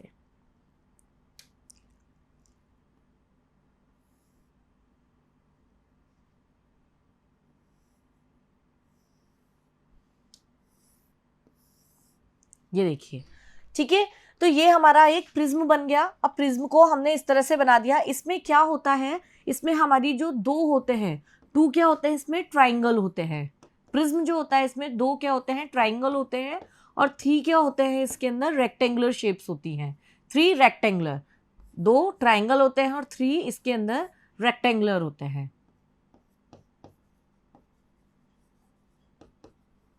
ठीक है, ये इसको थोड़ा ये सही नहीं बना है, तो देखिए इसका जो एक प्रिज्म होता है वो इस तरह से होता है। इसमें क्या होता है? दो ट्राइंगल होते हैं और थ्री रेक्टेंगल शेप होते हैं। अब ये जो थ्री रेक्टेंगल शेप जो होते हैं, रेक्टेंगुलर जो होते हैं, इनको हम बोलते हैं लेटरल शिफ्ट। क्या कहते हैं इन्हें? हम लेटरल शिफ्ट कहते हैं। इसको मैं थोड़ा सा सही कर देती हूँ। और प्रिज्म में क्या होता है? प्रिज्म में दो ट्राइंगल होते हैं। देखिए ये दो ट्राइंगल हैं, इसमें थ्री रेक्टेंगल सरफेसेस होती हैं। एक देखिए ये वाली, ठीक है, और एक होती है हमारी ये वाली, एक इसके पीछे वाली। देखिए मैं इसको दूसरे उससे बता देती हूँ, देखिए एक ये, ठीक है, एक इसके पीछे और एक ये नीचे की तरफ, ठीक है, ये वाली। तो 3 इसमें रेक्टेंगुलर सर्फेसिस होती है, एक इसके पीछे होती है, और इस रेक्टेंगुलर सर्फेस को हम क्या बोलते हैं, लेटरल शिफ्ट बोलते हैं। अब यहाँ पर होता है एक चीज आती है, इसको हम क्या कहते हैं, प्रिज्म कहते हैं। ठीक है, क्या होता है प्रिज्म, जिसमें 2 लेटरल शिफ्ट्स होती हैं या रेक्टेंगुलर सर्फेसिस होती हैं, और 2 ट्राइंगल से मिलकर हमारा क्या बनता है, एक प्रिज्म बनता है। अब इसमें एंगल निकालना होता है प्रिज्म का। ये एंगल क्या होता है, एंगल कुछ नहीं है, एंगल बहुत सिंपल है, 2 लेटरल शिफ्ट, जो 2 रेक्टेंगुलर होते हैं उनके साथ लेटरल शिफ्ट से जो ये प्रिज्म होता है, ये जो होते हैं इसकी दोनों जो सर्फेस होती है एक दूसरे पे इंक्लाइंड होती है। इस तरह से कैसे इंक्लाइंड रहती है, ऐसे इंक्लाइंड रहती है। तो जो 2 लेटरल शिफ्ट है, क्योंकि प्रिज्म में जो सर्फेस होती है इंक्लाइंड रहती है एक दूसरे से, तो ये एक एंगल बनाती है, तो उसको बोलते हैं एंगल ऑफ प्रिज्म। अब ये एंगल ऑफ प्रिज्म क्या होता है, एंगल ऑफ प्रिज्म कुछ नहीं होता, एक बहुत सिंपल सी चीज है। क्या होता है, जो ये लेटरल शिफ्ट है, जो रेक्टेंगुलर सर्फेसिस हैं, ये इनके बीच से जो एंगल बनाता है, कौन सा वाला, देखिए एक ये और एक इसके पीछे वाला, तो ये जो कहलाता है, इसको मैं दूसरे कलर से बताती हूँ, ये वाला, ये देखिए मैंने ब्लू कलर से बताया है, इसको मैं बोल देती हूँ एंगल ऑफ प्रिज्म, और इसको मैं किससे डिनोट करती हूँ, ए से डिनोट करती हूँ।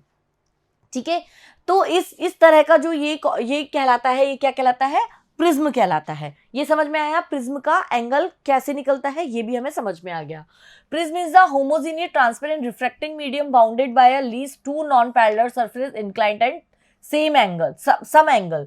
The angle between 2 non parallel reflecting surface is called angle of prism. यानी कि यहाँ पे नॉन पैरेलल रिफ्लेक्टिंग सरफेसेस कौन सी है, ये रेक्टेंगुलर वाली। ठीक है, उसको हम क्या कहते हैं, एंगल ऑफ प्रिज्म कहते हैं, और रिफ्रैक्टिंग एंगल कहते हैं ये वाला जो एंगल कहलाता है। इट इज डिनोटेड बाय ए, और इसको किससे डिनोट करते हैं, ए से डिनोट करते हैं। अब जो रिफ्रैक्शन होता है वो प्रिज्म में किस तरह से होता है, ये हमें देखना है। तो देखिए स्टूडेंट्स, प्रिज्म में रिफ्रैक्शन हम किस तरह से करते हैं, ये हमने कलर में दूसरा लेती हूँ, ये दिख नहीं रहा है इस पर, ये देखिए, ये हमने एक प्रिज्म ले लिया। ठीक है, अब देखिए हमारी यहाँ से कोई सोर्स है लाइट का सोर्स क्या है, सन ले लेते हैं। ठीक है, यहाँ से एयर से, ये एयर है, यहाँ पर वैक्यूम है, ये वाला जो मीडियम है ये ग्लास है। ठीक है, ये डेंसर मीडियम होगा, और यहाँ से जब हमारी कोई रे इस तरह से इस पे जाती है, ठीक है, तो हम इस पे क्या बनाते हैं, एक नॉर्मल बना देते हैं। तो हमने इस पे नॉर्मल बना दिया।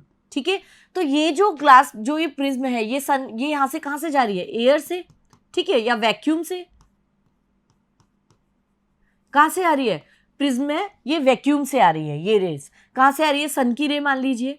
ठीक है, ये लाइट इसके अंदर जाती है। अब जब ये इसके अंदर जाएगी तो ये क्या है, वैक्यूम से जाएगी, और किसके अंदर जाएगी, मीडियम के, किसी मीडियम पे इंटरफेस होती है या किसी मीडियम पे टकराती है ये लाइट रे, तो क्या होती है, इसका मीडियम चेंज हो जाता है। अभी ये कौन सा मीडियम था, रेयर मीडियम। ठीक है, अब ये जब जैसे ही इसके अंदर जाएगी तो ये क्या होगा, नॉर्मल से, ये इसको जाना कैसे था, इसको जाना ऐसे था, लेकिन ये कैसे जाएगी, टूवर्ड्स टू नॉर्मल। नॉर्मल कहाँ है, इधर, तो ये कैसे मूव हो जाएगी, इधर मूव हो जाएगी। तो ये कैसे जाएगी ये कैसे जाएगी, ये ऐसे जाएगी, ऐसे। ठीक है, ये इस तरह से जाती है, ये इस तरह से। जब ये आगे जाती है तो यहाँ पर फिर एक सरफेस आती है। ठीक है, फिर जब एक सरफेस आती है, फिर यहाँ पर क्या होता है, फिर हम एक इस पर नॉर्मल डालते हैं, फिर ये क्या होता है, डेंसर मीडियम से, ये जो मीडियम है ये कौन सा मीडियम है, डेंसर मीडियम है। ठीक है, और ये वाला इसके लिए कौन सा मीडियम है, रेयर मीडियम है। ठीक है, अब ये यहाँ से जब जाएगी, प्रिज्म के दूसरे सरफेस से जाएगी, और जब बाहर की तरफ जाएगी तो भी इसका मीडियम चेंज हो जाएगा, डेफिनेट है ये। तो हमने क्या किया, हमने कोई सनलाइट से जो रे आ रही है वो कहाँ से आ रही है, वैक्यूम से आ रही है, वैक्यूम से आ रही है, तो वो कौन सा मीडियम था, रेयर मीडियम था। जैसे ही ये आएगी, और इस ग्लास प्रिज्म किसका बना होता है, ग्लास का बना होता है, एक ट्रांसपेरेंट मटेरियल होता है, ग्लास का बना हुआ होता है। जैसे ही ये इसके अंदर जाती है, हमने इस पे नॉर्मल डाला, तो रेयर मीडियम से डेंसर मीडियम में जाएगी, तो क्या होगी, टूवर्ड्स टू नॉर्मल, ये नॉर्मल की इधर मुड़ जाएगी। ठीक है, लेकिन जैसे ही ये यहाँ आगे जाएगी, फिर से मीडियम आ गया, तो ये इधर जाएगी, तो यहाँ पर क्या होगा, ये रेयर मीडियम है, तो ये क्या होगा, नॉर्मल से अवे जाएगी, यानी कि ये इस तरह से दूर हो जाएगी। ठीक है, ये ऐसे हो जाएगी।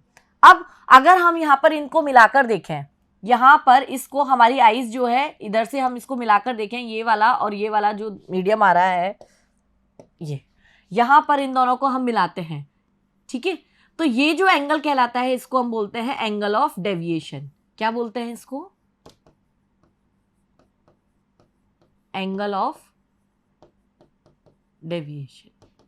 ठीक है, तो प्रिज्म में क्या होता है, प्रिज्म में कैसे होता है? प्रिज्म होता है ग्लास का ट्रांसपेरेंट मटेरियल होता है। ठीक है, इसमें 2 ट्रायंगल सरफेसेस होती हैं और 3 रेक्टेंगुलर सरफेसेस होती हैं जिनको हम लेटरल शिफ्ट बोलते हैं। जो लेटरल शिफ्ट होता है उससे जो वो एंगल बनाती है, 2 लेटरल शिफ्ट के बीच में ऐसे प्लेन लेटरल शिफ्ट एंगल इस तरह से इंक्लाइंड होते हैं, इनके बीच का जो एंगल होता है वो क्या कहलाता है? एंगल ऑफ प्रिज्म कहलाता है।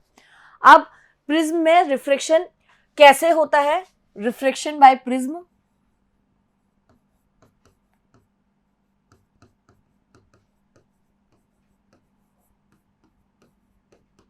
हमने क्या किया, एक प्रिज्म लिया, अब हमें कोई सोर्स लेना पड़ेगा जहां से रेज आएगी। तो सोर्स क्या हो गया हमारे पास? सन। सन क्या है? सोर्स हो गया।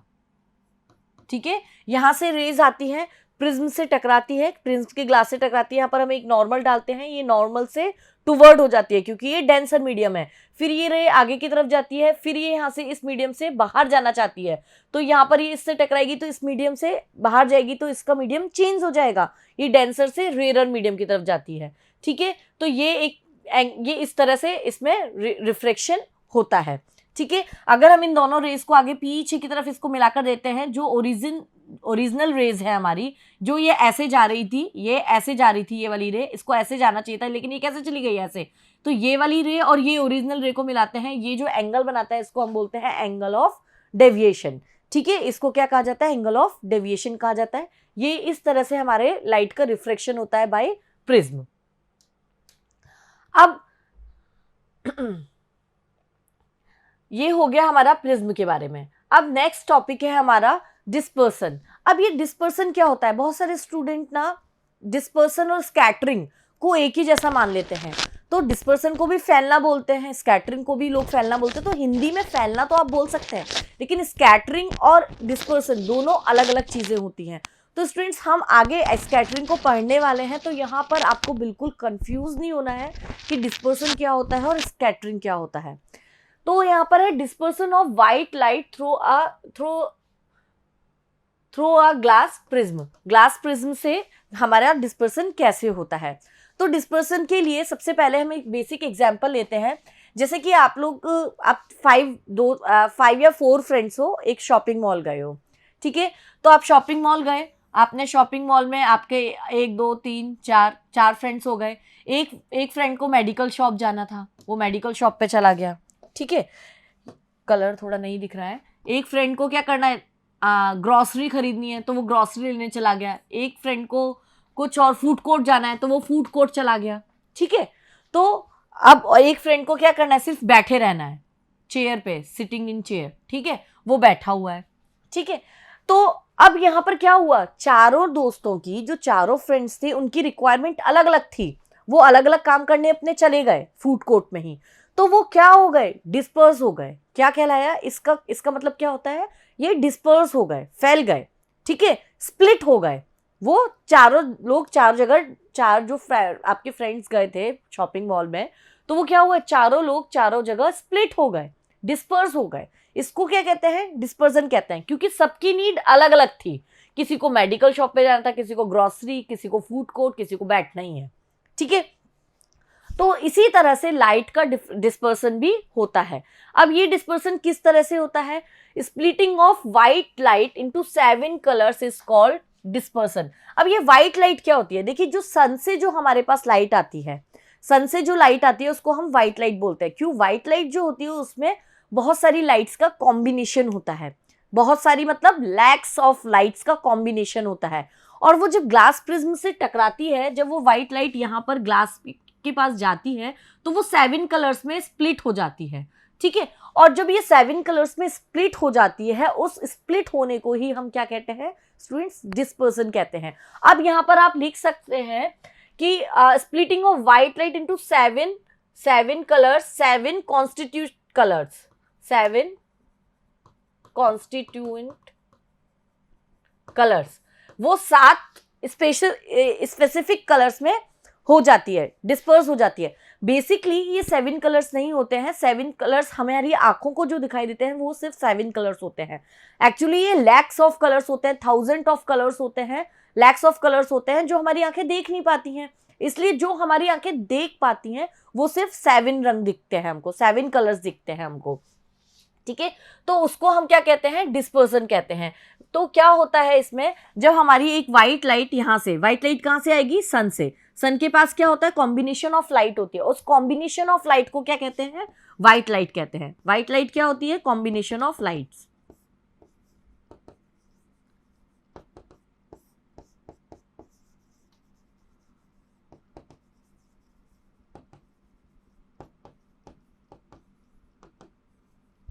ठीक है, कॉम्बिनेशन ऑफ लाइट। अब यहां पर जब ये क्या होती है, यहां पर जब ये जाती है यहां पर इसमें, तो ये क्या होती है, इसको जाना तो ऐसे था लेकिन ये क्या होती है, रेरर मीडियम से डेंसर मीडियम में जाती है। तो ये इस तरह से यहां पर बेस की तरफ, कैसे अभी हमने देखा था ग्लास प्रिज्म में बेस की तरफ जा रही थी सब लाइट, हमने देखा था ग्लास प्रिज्म में, क्या देखा था, ये हमारा ग्लास प्रिज्म था, यहां पर ये लाइट ऐसे गई, यहां पर ये नॉर्मल है, ये टूवर्ड नॉर्मल, देखिए ये बेस की तरफ गई ऐसे, ये ऐसे गई थी बेस की तरफ, फिर हमने यहाँ नॉर्मल डाला, इसको ऐसे जाना था, ये ऐसे चली गई, ठीक है, इसको जाना ऐसे था, ये ऐसे गई। तो हमने क्या देखा, ये सब लाइट जो होती है बेस की तरफ जाती है। तो ये भी क्या होता है, क्योंकि ये ऐसा, यहाँ ये डेंसर मीडियम है, ये ऐसे जाएगी, तो ये सब बेस की तरफ जाती है।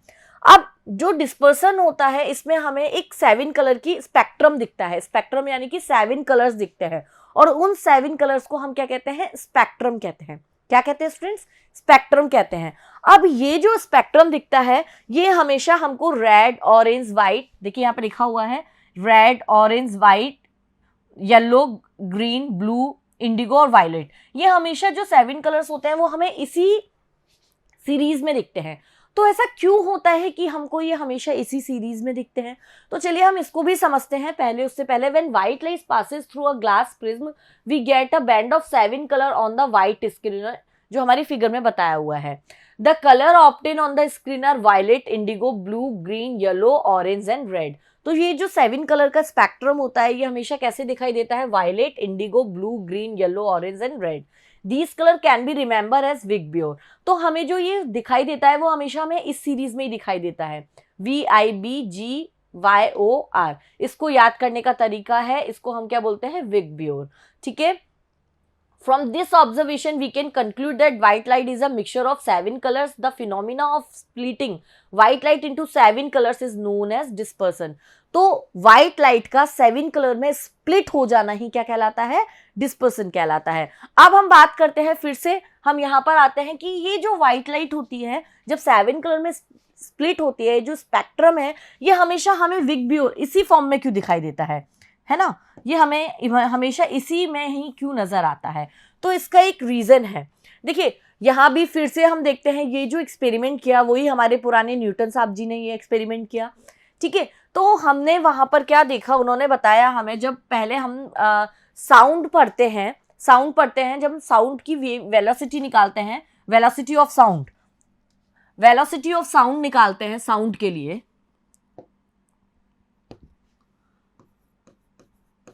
ठीक है।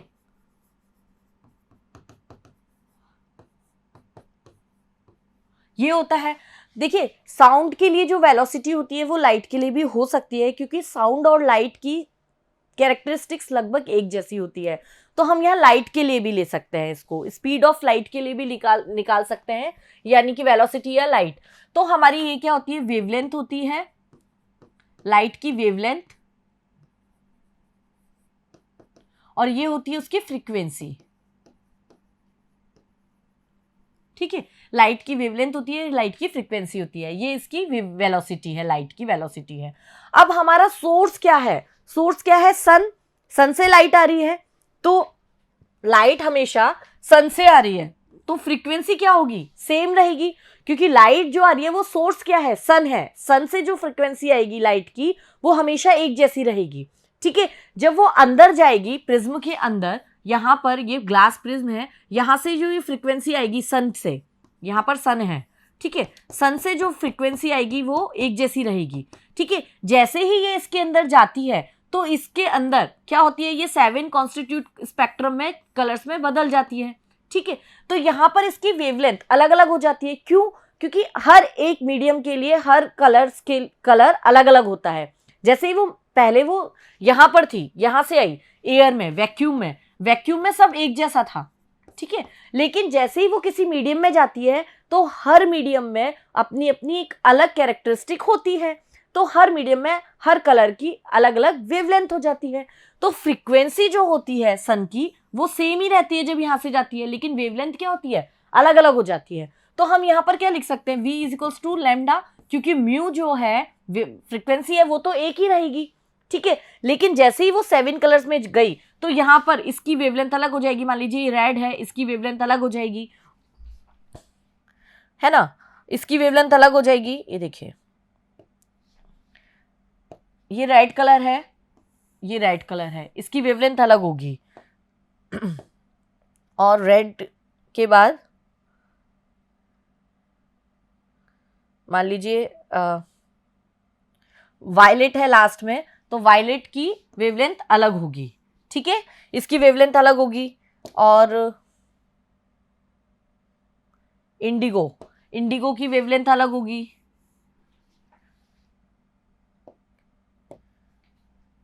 ग्रीन की वेवलेंथ अलग होगी।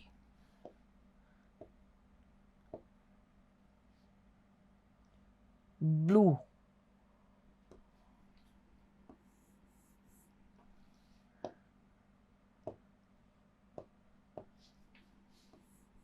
तो ये इस तरह से रेनबो अलग अलग उसमें हो जाता है, क्योंकि सब कलर्स की वेवलेंथ अलग अलग होती है। अब देखिए यहाँ पर ये बात आपको समझ में आई कि मैंने आपको एक एग्जांपल दिया था कि आप अपने फ्रेंड्स के साथ गए हैं फूड कोर्ट मार्केट में या आप एक मॉल में गए हो, तो आपके जो फ्रेंड्स हैं सब अलग अलग जगह चले जाते हैं, क्योंकि सबकी नीड्स अलग अलग थी, वो अलग अलग डायरेक्शन फैट जाते हैं। वैसे ही यहाँ पर जो ये रेज होती हैं, ये जो इनकी वेवलेंथ है, इनकी वेवलेंथ सबकी अलग अलग हो जाती है। यहाँ कर इनका मीडियम अलग अलग हो जाता है। यहाँ पर फ्रीक्वेंसी तो सबकी सेम रहती है, लेकिन हर किसी का वेवलेंथ अलग अलग हो जाता है। ये 7 कलर्स में स्प्लिट हो जाती है, ठीक है। अब हमने यहाँ पर रिफ्रैक्टिव इंडेक्स पढ़ा था। रिफ्रैक्टिव इंडेक्स को हम लिखते हैं एन से, वो हमारा क्या होता है? C/V। क्या होता है? C/V। अब C क्या होता है? स्पीड ऑफ लाइट होता है, ठीक है। लेकिन हम इसको C/V, इसको हम क्या लिखते हैं? N इज इक्वल्स टू, अगर हम इसको ऐसे लिख दें, स्पीड ऑफ लाइट जो भी है हमारी, और V हमारी किसके बराबर है? लैम्डा के बराबर। ये हमने लिख दिया लैम्डा। अब हमें अगर ये हमारा निकल गया रिफ्रैक्टिव इंडेक्स, इसको हम N लिख सकते हैं और म्यू भी लिख सकते हैं। अब यहाँ पर अगर मुझे रेड कलर के लिए रिफ्रैक्टिव इंडेक्स निकालना है, तो ये हो जाएगा 1/λr, ठीक है। और ये हो गया इसका रिफ्रैक्शन। अगर जिसकी वेवलेंथ सबसे कम है उसका रिफ्रैक्शन बहुत ज्यादा होगा। क्या होगा? जिसकी वेवलेंथ कम है उसका रिफ्रैक्शन सबसे ज्यादा होगा, और जिसका सबसे ज्यादा रिफ्रैक्शन है उसकी वेवलेंथ सबसे कम होगी।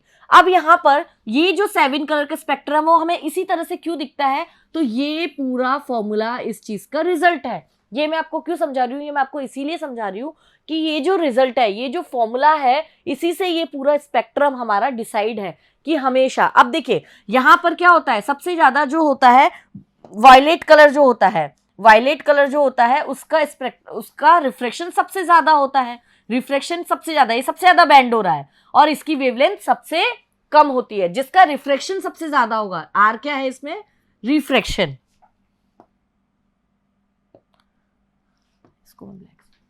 आर है क्या है इसमें? रिफ्रैक्शन, ठीक है। जिसका रिफ्रैक्शन सबसे ज्यादा होगा उसकी वेवलेंथ कम होगी, क्योंकि दोनों एक दूसरे के इनवर्सली प्रोपोर्शनल है। तो यहां पर देखिए वायलेट का जो होता है वेवलेंथ सबसे कम होती है, क्योंकि इसका रिफ्रैक्शन सबसे ज्यादा होता है। और रेड क्या होता है? रेड का रिफ्रैक्शन सबसे कम होता है, इसकी वेवलेंथ सबसे ज्यादा होती है, ठीक है। तो ये कहलाता है स्टूडेंट्स आपका डिस्पर्जन। सही है, समझ में आ गया कि ये जो 7 कलर का स्पेक्ट्रम है हमें हमेशा ऐसा ही क्यों दिखता है कि सबसे ऊपर रेड और सबसे नीचे वायलेट कलर दिखता है। क्यों दिखाई देता है? हमेशा एक ही पैटर्न क्यों दिखाई देता है? उसका रिजल्ट है, उसका मतलब, उससे ये फॉर्मूले से आप इसको बता सकते हैं, ठीक है। तो ये आप जल्दी से अपनी कॉपी में नोट डाउन कर लीजिए। ये फॉर्मूला है, इसी से ही आपको ये पूरा डिस्पर्जन समझ में आ जाएगा। ठीक है, तो चलिए आगे चलते हैं। तो डिस्पर्सन क्या होता है? 7 लाइट का स्प्लिट होना, एक स्पेक्ट्रम में स्प्लिट होना ही क्या कहलाता है? ग्लास प्रिज्म से हमारी सनलाइट आती है, व्हाइट लाइट क्या होती है? 7 कलर्स में स्प्लिट हो जाती है, और स्प्लिट होना ही क्या कहलाता है? डिस्पर्सन कहलाता है। और ये कैसे किस में डिस्प्लिट होती है? इसको हम बोलते हैं विब ग्योर, विब ग्योर। ठीक है, तो ये इस तरह से डिस्प्लिट होती है। अब ये जो डिस्पर्सन होता है, अब देखिए कॉम्बिनेशन ऑफ व्हाइट लाइट का कॉम्बिनेशन क्या होता है? 7 कलर्स का मिक्सचर जो होता है उसे हम बोलते हैं combination of white light. White light is a mixture of a 7 colour. कौन कौन से कलर होते हैं? Violet, indigo, blue, green, yellow, orange and red. Every colour has its own characteristics wavelength. Different colour with their wavelength are given below. अब देखिए हमने यहाँ लिखा हुआ है रेड कलर की वेवलेंथ सबसे ज्यादा है, देखिए, लेकिन इसका जो रिफ्रैक्शन होगा, मैं यहां पे लिख देती हूं रिफ्रैक्शन, वो क्या होगा? सबसे कम होगा। ठीक है, देखिए, और इन वायलेट कलर की वेवलेंथ सबसे कम है, इसका मतलब इसका रिफ्रैक्शन सबसे ज्यादा होगा। ठीक है, इसीलिए ये सबसे ज्यादा बेस की साइड में सबसे ज्यादा जो मुड़ता है वो कौन सा कलर है? वायलेट कलर होता है। ठीक है, प्रिज्म में हमने देखा, ये हमारा प्रिज्म था। ठीक है, इसमें हमने क्या देखा? ये व्हाइट लाइट यहां से आई, सन से यहां पर गई, तो देखिए बेस में सबसे ज्यादा कौन सा कलर मुड़ रहा है? वायलेट कलर, वायलेट कलर, ये बेस की साइड, ये वायलेट कलर। ठीक है, फिर उसके बाद हमारा इंडिगो कलर, इंडिगो ये रहा, फिर ब्लू ये रहा, फिर ग्रीन ये रहा, फिर येलो,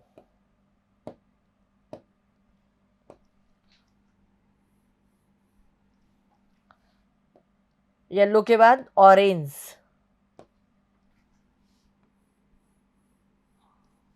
ऑरेंज के बाद रेड। ये देखिए, ये हमारा हमेशा जो रेनबो का कलर कॉम्बिनेशन रहता है वो हमेशा इसी तरह रहता है। अब देखिए जो रेड कलर है ये वाला, यहां पर इसका रिफ्रैक्टिव इंडेक्स क्या होगा? कम, रिफ्रैक्टिव इंडेक्स सबसे कम। और जो वायलेट कलर है, वायलेट कलर है, इसका जो रिफ्रैक्टिव इंडेक्स होगा वो सबसे ज्यादा। एनआर क्या है इसमें मैंने लिखा है? रिफ्रैक्टिव इंडेक्स सबसे ज्यादा। लेकिन इसकी जो वेवलेंथ होगी, ये देखिए रेड कलर की वेवलेंथ 7900 सबसे ज्यादा है, ज्यादा, और इसकी 4000 एंगस्ट्रॉम, ये सबसे कम है। ठीक है, तो इस तरह से हमारा स्पेक्ट्रम बनता है, और इसको हम क्या कहते हैं? डिस्पर्सन कहते हैं। ठीक है, तो ये बात क्लियर हो गई। इससे काफी सारे क्वेश्चंस पूछे जाते हैं, जैसे कि वेवलेंथ किसकी ज्यादा होती है और किसकी सबसे कम होती है। रेड कलर का रिफ्लेक्शन कम क्यों होता है और वायलेट का रिफ्लेक्शन ज्यादा क्यों होता है। तो इस तरह का अगर आपसे क्वेश्चन पूछा जाता है तो आप इसका आंसर अब इजीली दे सकते हैं। अब कॉज ऑफ डिफ्रैक्शन, डिस्पर्सन का कॉज क्या क्या होता है? All colours of white light are reflected by different amount while passing through a glass prism. बहुत सारे कलर्स जो व्हाइट लाइट में मिक्स होते हैं वो ग्लास प्रिज्म में जाके क्या होता है? रिफ्लेक्ट हो जाते हैं। जब व्हाइट लाइट पास होती है ग्लास प्रिज्म से तो 7 डिफरेंट कॉन्स्टिट्यूट कलर्स में क्या हो जाती है? डिस्पर्स हो जाती है, स्प्लिट हो जाती है, और बाहर निकलती है प्रिज्म से एक डिफरेंट एंगल से। This gives rise to the dispersion of white light. ठीक है, इससे हमारा क्या बनती है? एक क्या बनता है? व्हाइट लाइट बनता है। तो यहां पर जब ये कॉज न्यूटन जी ने दिया तो लोगों ने बोला कि जो प्रिज्म है उसमें हम व्हाइट लाइट डालते हैं। जैसे कि यहां पर हमने ये प्रिज्म लिया और उसमें हमने एक व्हाइट लाइट डाल दी। जैसे हमने व्हाइट लाइट डाली और ये 7 कॉन्स्टिट्यूट कलर में डिस्प्लिट हो गई, ये 7 कॉन्स्टिट्यूट कलर्स में डिस्प्लिट हो गई। जैसे मैं इसको फिर से बना लेती हूँ, ये देखिए,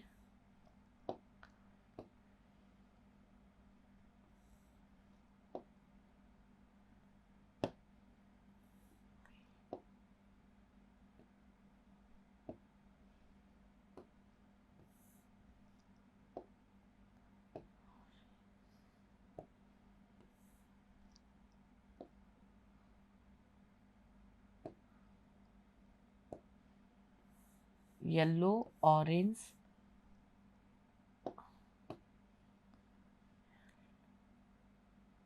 और ये रेड। ठीक है, ये 7 कलर्स में डिस्प्लिट हो गई। अब उसके बाद लोगों ने बोला कि नहीं, हम इस बात को नहीं मानते हैं। ये क्या करता है, प्रिज्म क्या है, कुछ अंदर अपना एक चमत्कार कर देता है। प्रिज्म के अंदर कुछ ऐसी चीज होती है जिसे अंदर चमत्कार कर देता है। उससे क्या होता है, ये जो व्हाइट लाइट है ये ऐसे स्प्लिट होके 7 कॉन्स्टिट्यूट कलर्स में डिस्पर्स हो जाती है। तो न्यूटन जी ने कहा कि नहीं, ऐसा नहीं होता। तो उन्होंने क्या किया, इसके आगे एक और प्रिज्म लगा दिया, ऐसे उल्टा प्रिज्म लगा दिया। अब उन्होंने क्या बोला कि जो 7 कलर्स थे ये यहाँ से जा रहे थे, ठीक है, ये इसके अंदर जाते हैं, यहां से ऐसे ये 7 कलर्स इसमें जाते हैं, अंदर डिस्पर्स होते हैं, और फिर से क्या बनाते हैं, फिर से किस में निकलते हैं, एक व्हाइट लाइट में निकल जाते हैं। तो उन्होंने बताया कि कोई भी चीज को अगर मैं इसके आगे एक प्रिज्म और लगा दूं तो उससे क्या होगा, फिर से ये 7 कलर में जाएगी, ये लाइट इसमें से जाएगी, 7 कलर में स्प्लिट होगी, और फिर से क्या निकलेगी, एक व्हाइट लाइट का कॉम्बिनेशन ही निकलेगा। ये कोई प्रिज्म का चमत्कार नहीं है।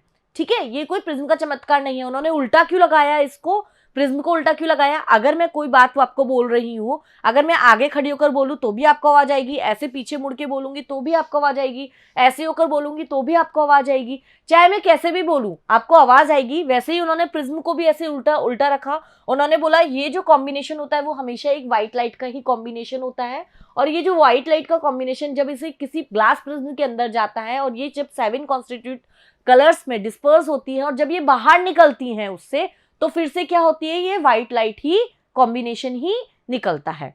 ठीक है, तो ये बात उन्होंने अपने इस एक्सपेरिमेंट में समझाई। ठीक है, तो ये एक छोटा सा एग्जाम्पल था उसका। अब dispersion of white light in nature.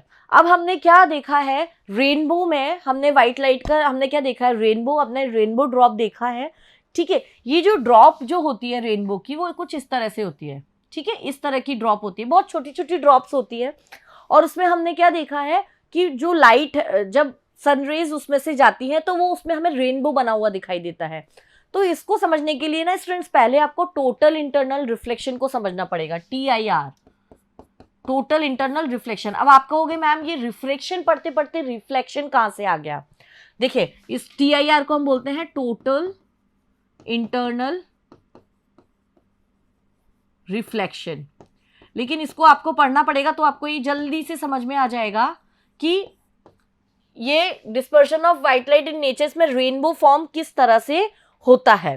ठीक है, तो इसको समझने के लिए, टोटल इंटरनल को रिफ्लेक्शन को समझने के लिए हमने क्या किया हुआ है, ये देखिए यहां पर हमने क्या है, वाटर लिया है, वाटर है, और यह वाटर में हमने क्या किया है, एक टॉर्च लगा दिया।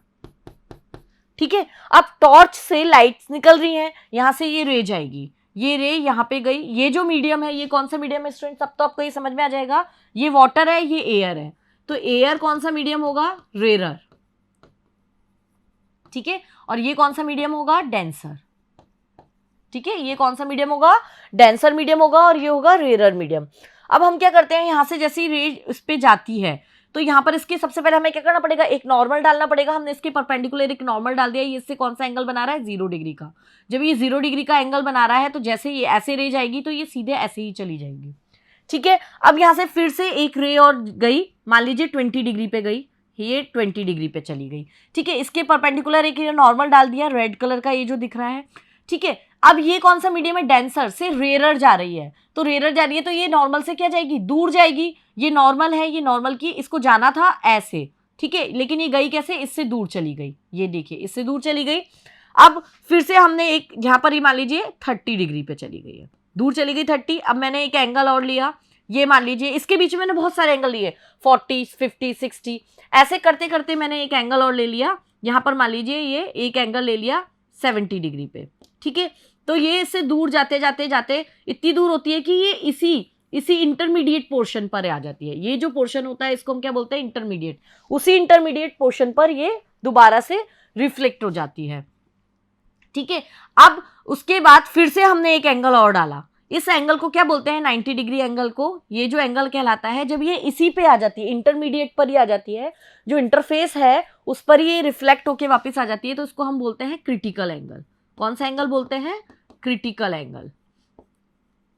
ठीक है, ये एंगल कहलाता है क्रिटिकल एंगल। अब हमने एक और इसमें से रिफ्लेक्ट किया, तो अब क्या होता है, ये और कहीं नहीं जाती, वापस दोबारा अंदर की तरफ रिफ्लेक्ट हो जाती है। क्या हो जाती है? दोबारा अंदर की तरफ रिफ्लेक्ट हो जाती है। ये रे हमने यहाँ पर डाला, इस पे एक नॉर्मल डाला, अब ये यहाँ पर थी, यहाँ पर थी, ये इतना ज्यादा एंगल है कि ये रिफ्लेक्ट होके अंदर की तरफ आ जाती है, और अंदर की तरफ दोबारा रे का आना ही क्या कहलाता है? Internal reflection. और इस टोटल रिफ्लेक्शन को कहा जाता है टोटल इंटरनल रिफ्लेक्शन। ठीक है, ये बात समझ में आ गई आपको कि टोटल इंटरनल रिफ्लेक्शन क्या होता है? क्रिटिकल एंगल से बड़ा वो एंगल जिसपे हमारी रे दोबारा अंदर आ जाए। क्रिटिकल एंगल क्या है? एंगल सी, थीटा सी। ठीक है, इससे जो बड़ा एंगल होता है, ठीक है, क्रिटिकल एंगल से जब एंगल बड़ा हो जाता है तो उस एंगल को हम क्या कहते हैं? टोटल इंटरनल रिफ्लेक्शन कहते हैं। समझ में आ गई ये बात? देखिए, अब यहां पर देखिए, यहां पर ये क्या हो रहा है, ये हमारी व्हाइट लाइट है, इस तरह से आ रही है। ठीक है, यहां पर ये 7 कलर से निकली और ये 7 कलर में इस तरह से स्प्लिट हो जाती है, red, orange, yellow, blue, green, indigo, violet. ठीक है, अब जो वाटर ड्रॉपलेट है उसमें हमें कैसे रेनबो दिखाई देता है, तो उसका प्रोसेस समझिए। जो हमारा वाटर ड्रॉपलेट होता है, वो कुछ इस तरह से होता है। ठीक है, अब ये कुछ इस तरह से होता है, ये वाटर ड्रॉपलेट में ये सनरेज ऐसे जाती हैं। ठीक है, ऐसे जाती हैं और यहाँ पर 7 कलर्स में स्प्लिट हो जाती हैं। पर हम देखते हैं ये वाटर ड्रॉपलेट होती है, इसमें हमें 7 कलर्स किस तरह से दिखाई देते हैं। तो इसमें क्या होता है स्टूडेंट्स, अब हमें टोटल इंटरनल रिफ्लेक्शन समझ में आ गया है, तो अब हमें यहाँ पे समझ में आ जाएगा कि कैसे होता है। तो देखिए, ये जो सनलाइट है, सनलाइट यहाँ से आती है, सोर्स ये है हमारे पास सन से ये कौन सी लाइट आती है? व्हाइट लाइट आती है। व्हाइट लाइट जैसे ही एयर ड्रॉप पे, ये जो एयर ड्रॉप होती है ये एक प्रिज्म की तरह दिखती है, यानी कि एक प्रिज्म की तरह काम करती है, ट्रांसपेरेंट होती है। तो जब ये इस प्रिज्म से टकराती है, यानी कि इस वाटर ड्रॉपलेट से ये जो लाइट टकराती है, तो ये 7 कॉन्स्टिट्यूट कलर में स्प्लिट हो जाती है। जब ये 7 कॉन्स्टिट्यूट कलर में स्प्लिट होती है यहाँ पर, तो यहाँ से क्या होता है, ये दोबारा से रिफ्लेक्ट हो जाती है। क्या हो जाता है? इसमें रिफ्लेक्शन होता है अंदर की तरफ, ये 7 कलर्स में चली जाती है ये। ठीक है, और फिर क्या होता है, ये हमें बाहर दिखाई देती है। ये टोटल इंटरनल रिफ्लेक्शन होता है यहाँ पर इसका, ये टोटल इंटरनल रिफ्लेक्शन, क्योंकि क्रिटिकल एंगल से क्या हो जाता है? बड़ा एंगल हो जाता है। क्रिटिकल एंगल से बड़ा एंगल होता है, तो वैसे ही यहाँ पर क्या होता है, ये दोबारा अंदर रिफ्लेक्ट हो जाती हैं। यहाँ पर पहले क्या होता है? रिफ्रैक्शन होता है, फिर क्या होता है? रिफ्लेक्शन होता है, और फिर से ये डिस्पर्स होती है, स्प्लिट हो जाती है ये 7 कलर्स में, और हमें जो रेनबो दिखाई देता है वो हमें इस तरह का ये 7 कलर्स का रेनबो हमें दिखाई देता है। तो स्टूडेंट, समझ में आया डिस्पर्सन से हमें रेनबो किस तरह से दिखाई देता है। ठीक है, तो ये था। हाँ, तो चलिए, हमने देखा एक beautiful rainbow in the sky after rainfall. This rainbow is form due to the dispersion of sunlight. Sunlight की डिस्पर्सन से ये रेनबो फॉर्म होता है। When sunlight falls on the water drop suspended in the atmosphere after rainfall, rainbow is form due to the dispersion of sunlight. Sunlight की dispersion से क्या होता है? रेनबो फॉर्म होता है। The water drop suspended in air और atmosphere act as a prism. जो water drop होती है ये कैसा वर्क करती है? एक प्रिज्म की तरह वर्क करती है। कैसे वर्क करती है? एक प्रिज्म की तरह वर्क करती है। यहाँ से वाटर ड्रॉपलेट आती, यहाँ से सन से रेज आती हैं, ये 7 कॉन्स्टिट्यूट कलर में डिस्प्लिट होती है।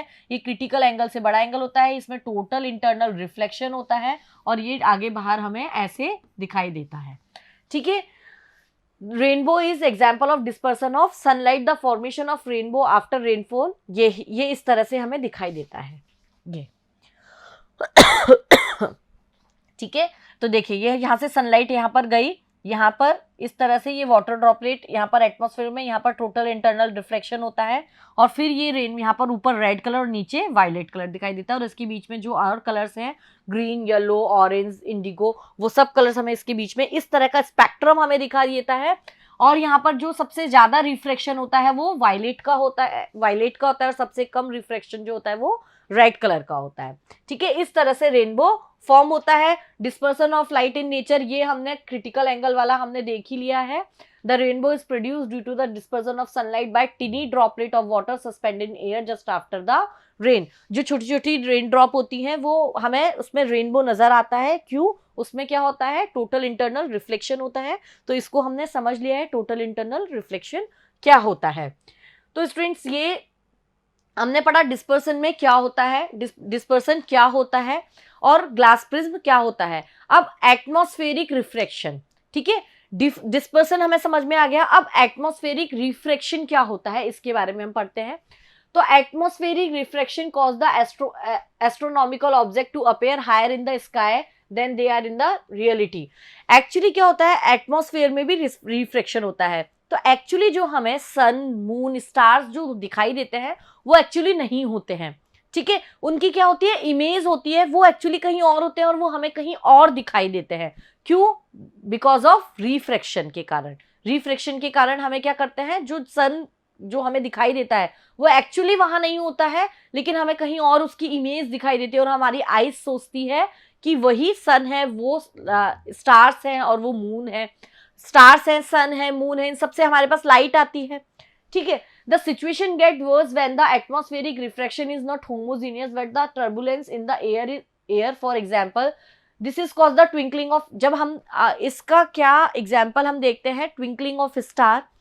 कई बार हम देखते हैं स्टार ट्विंकल करते हुए हमें नजर आते हैं, लेकिन वो कहीं और होते हैं और कहीं और हमें नजर आते हैं जस्ट बिकॉज ऑफ रिफ्रैक्शन। इसको हम पढ़ने वाले हैं।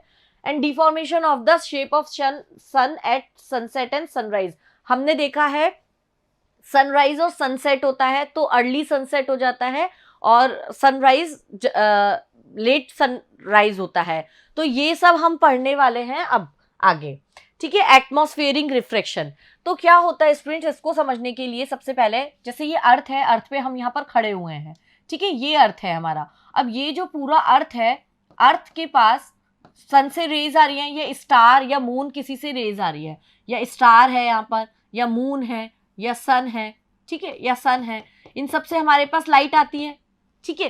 अब ये जो लाइट जब यहाँ आती है तो 7 लेयर्स इसके अंदर, 5 लेयर्स इसके अंदर होती हैं। अर्थ के पास कौन सी लेयर होती है? 5 लेयर्स होती है ऐसी, ठीक है। तो ये जो सबसे अंदर वाली लेयर होती है ट्रोपोस्फेरिक लेयर बोलते हैं, और ये होती है एक्सपो, इसके अंदर भी और 4 लेयर होती हैं, ठीक है। तो जैसे ये रे इसके अंदर जाती है, ये रेयर मीडियम से आती है, रेयर मीडियम से आती है और इसके अंदर जाती है, मीडियम से टकराएगी तो क्या होगी, डेंस हो जाएगी, डेंसर मीडियम में जाएगी।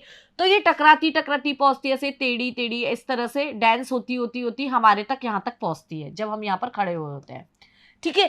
तो ये हमें क्या होता है, रिफ्लेक्ट, यहाँ से इसका रिफ्लेक्शन होता रहता है, रिफ्लेक्शन होता रहता है, और हम यहाँ पर खड़े हुए हैं, यहाँ पर हम खड़े हुए हैं। तो यहाँ जब ये अंदर वाली लेयर में जाती है तो सबसे ज्यादा डेंस हो जाती है, और ये अंदर से बाहर की जो लेयर होती है वो सबसे कम डेंस होती है, यानी कि अंदर वाली सबसे ज्यादा डेंस होती है। क्या बोला मैंने? अंदर वाली जो लेयर होती है वो सबसे ज्यादा डेंस लेयर होती है और सबसे बाहर वाली कम डेंस लेयर होती है, ठीक है। डेंसिटी सबसे अंदर वाले की ज्यादा होती है, यानी कि टॉपोस्फेरिक जो लेयर होती है उसकी डेंसिटी ज्यादा होती है, और एक्सो की क्या होती है, सबसे कम डेंसिटी होती है, वो सबसे कम डेंसर होती है। अंदर से बाहर हम जाते हैं और बाहर से अंदर आते हैं तो सबसे जो अंदर वाली लेयर होती है ट्रोपोस्फेरिक लेयर, उसकी डेंसिटी सबसे ज्यादा होती है।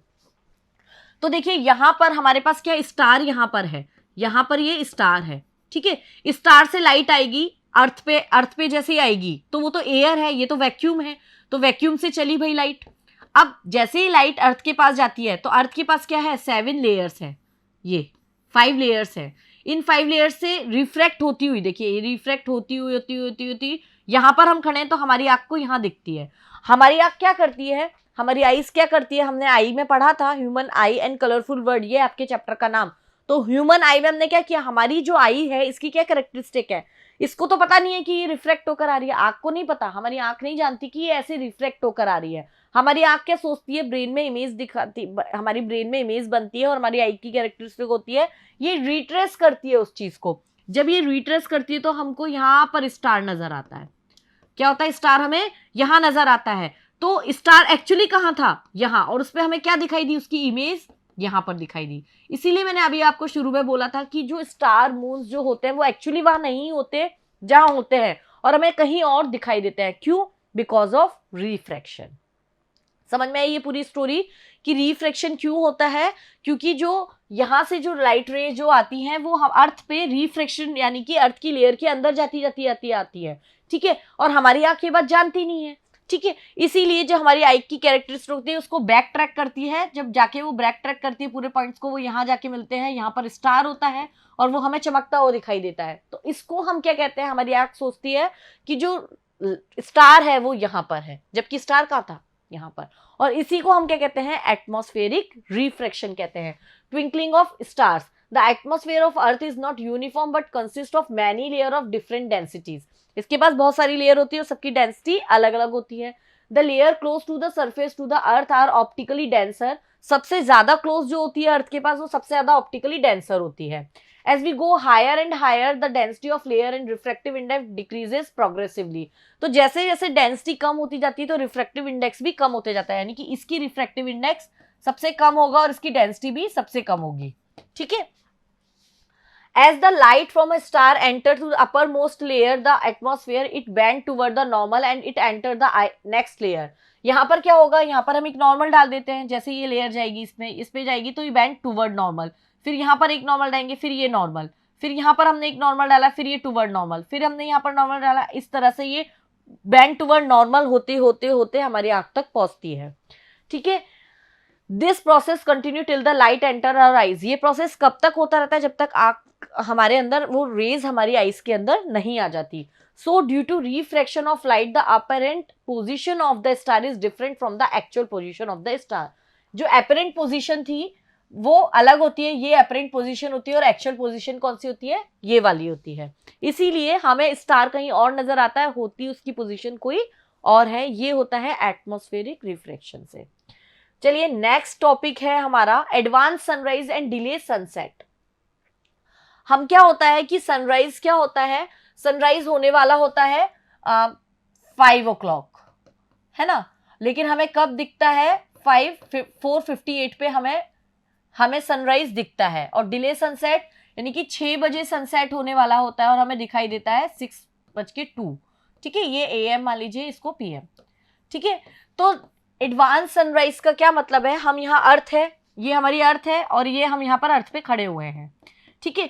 तो अर्थ पर एक होरिजन होता है। होरिजन का क्या मतलब होता है? जहां पर हमारा स्काई और अर्थ दोनों मिल रहे होते हैं, ऐसा हम मानते हैं, ऐसा हम सपोज करते हैं। जहां पर स्काई और अर्थ दोनों मिल रहे होते हैं उस पॉइंट को हम क्या कहते हैं? होरिजन। क्या बोलते हैं? होरिजन बोलते हैं, ठीक है। अब हम यहाँ अर्थ के सरफेस पे खड़े हुए हैं, छोटू से ये यहाँ पर ये खड़े हुए हैं। अब क्या होता है यहाँ पर जब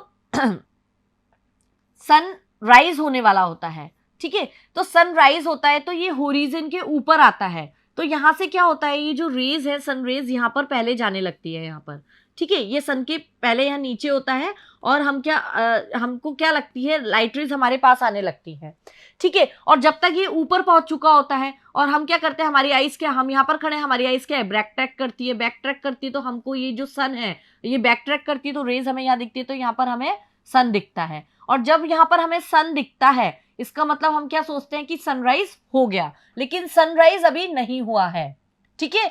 यानी कि हमें 4:58 पे ही सन दिख जाता है, ठीक है। ये ऊपर पहुंच, यहाँ पर से अभी ये होरिजन के नीचे था और ये ऊपर पहुंचने वाला होता है कि सनरेज इसकी आने लगती है हमारी आइज तक। जब हमारी सनरेज आइज तक आने लगती है तो आइज में हमारी क्या कैरेक्टरिस्टिक होती है? ये बैक ट्रैक करता है और ये बैक ट्रैक करता है रेज को, तो यहाँ पर उसको सन दिखाई देता है, ठीक है। तो यहाँ पर 4:58 पर ही हमें सन दिखने लग जाता है, एडवांस, ठीक है। तो इसको हम क्या कहते हैं? Advance sunrise. अब लेट सनसेट का क्या मतलब है? लेट सनसेट में क्या होता है? सन क्या होता है? हमारी आई से यहाँ पर नीचे, होरिजन से नीचे जा चुका होता है, लेकिन हमारी आइज क्या करती है? फिर से वो बैक ट्रैक करती है इसको ऐसे पीछे की तरफ, है ना, और ये बैक ट्रैक करती है यहाँ पर, तो हमें यहाँ पर अभी भी सन दिखाई देता है, होरिजन के ऊपर हमें सन दिखाई देता है। तो हम क्या सोचते हैं कि अभी जो सन सेट होगा, सनसेट कब होगा? 6 बजे, मतलब ये जो होरिजन के नीचे जा चुका होता है यहाँ पर, ठीक है, ये कब चला गया? 6 o'clock पे चला गया। लेकिन जब हमारी आईज इसको रिट्रेस करती है और देखती है तो उस टाइम क्या बज रहा होता है? 6:02, ठीक है। इतना टाइम हो रहा होता है, 6:02 हो रहे होते हैं, और यहाँ पर हमें सन दिखाई देता है, तो हम क्या बोलते हैं, लेट सनसेट। क्या बोलते हैं इसको, लेट सनसेट। ठीक है, तो एडवांस सनराइज और लेट सनसेट का कंसेप्ट आपको समझ में आ गया। क्या होता है, ये भी एटमॉस्फेरिक रिफ्लेक्शन होता है। तो advance sunrise and delayed sunset, we can see the sun for few minute even after it has actually set.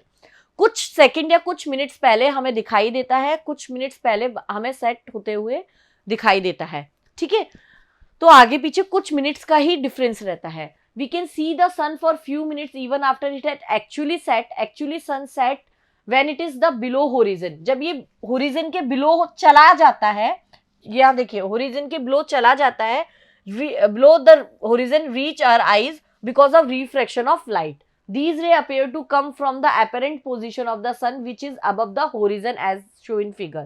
ठीक है, यहाँ पर हम क्या देखते हैं, ये नीचे चला जाता है, लेकिन ये रेज जब हमारी आईज में जाती है तो हम इसको बैक ट्रैक करते हैं। हम यहाँ पर खड़े हुए हैं, हम बैक ट्रैक करते हैं इसको, तो हमें क्या लगता है अभी भी ये होरिजन पर ही है सन।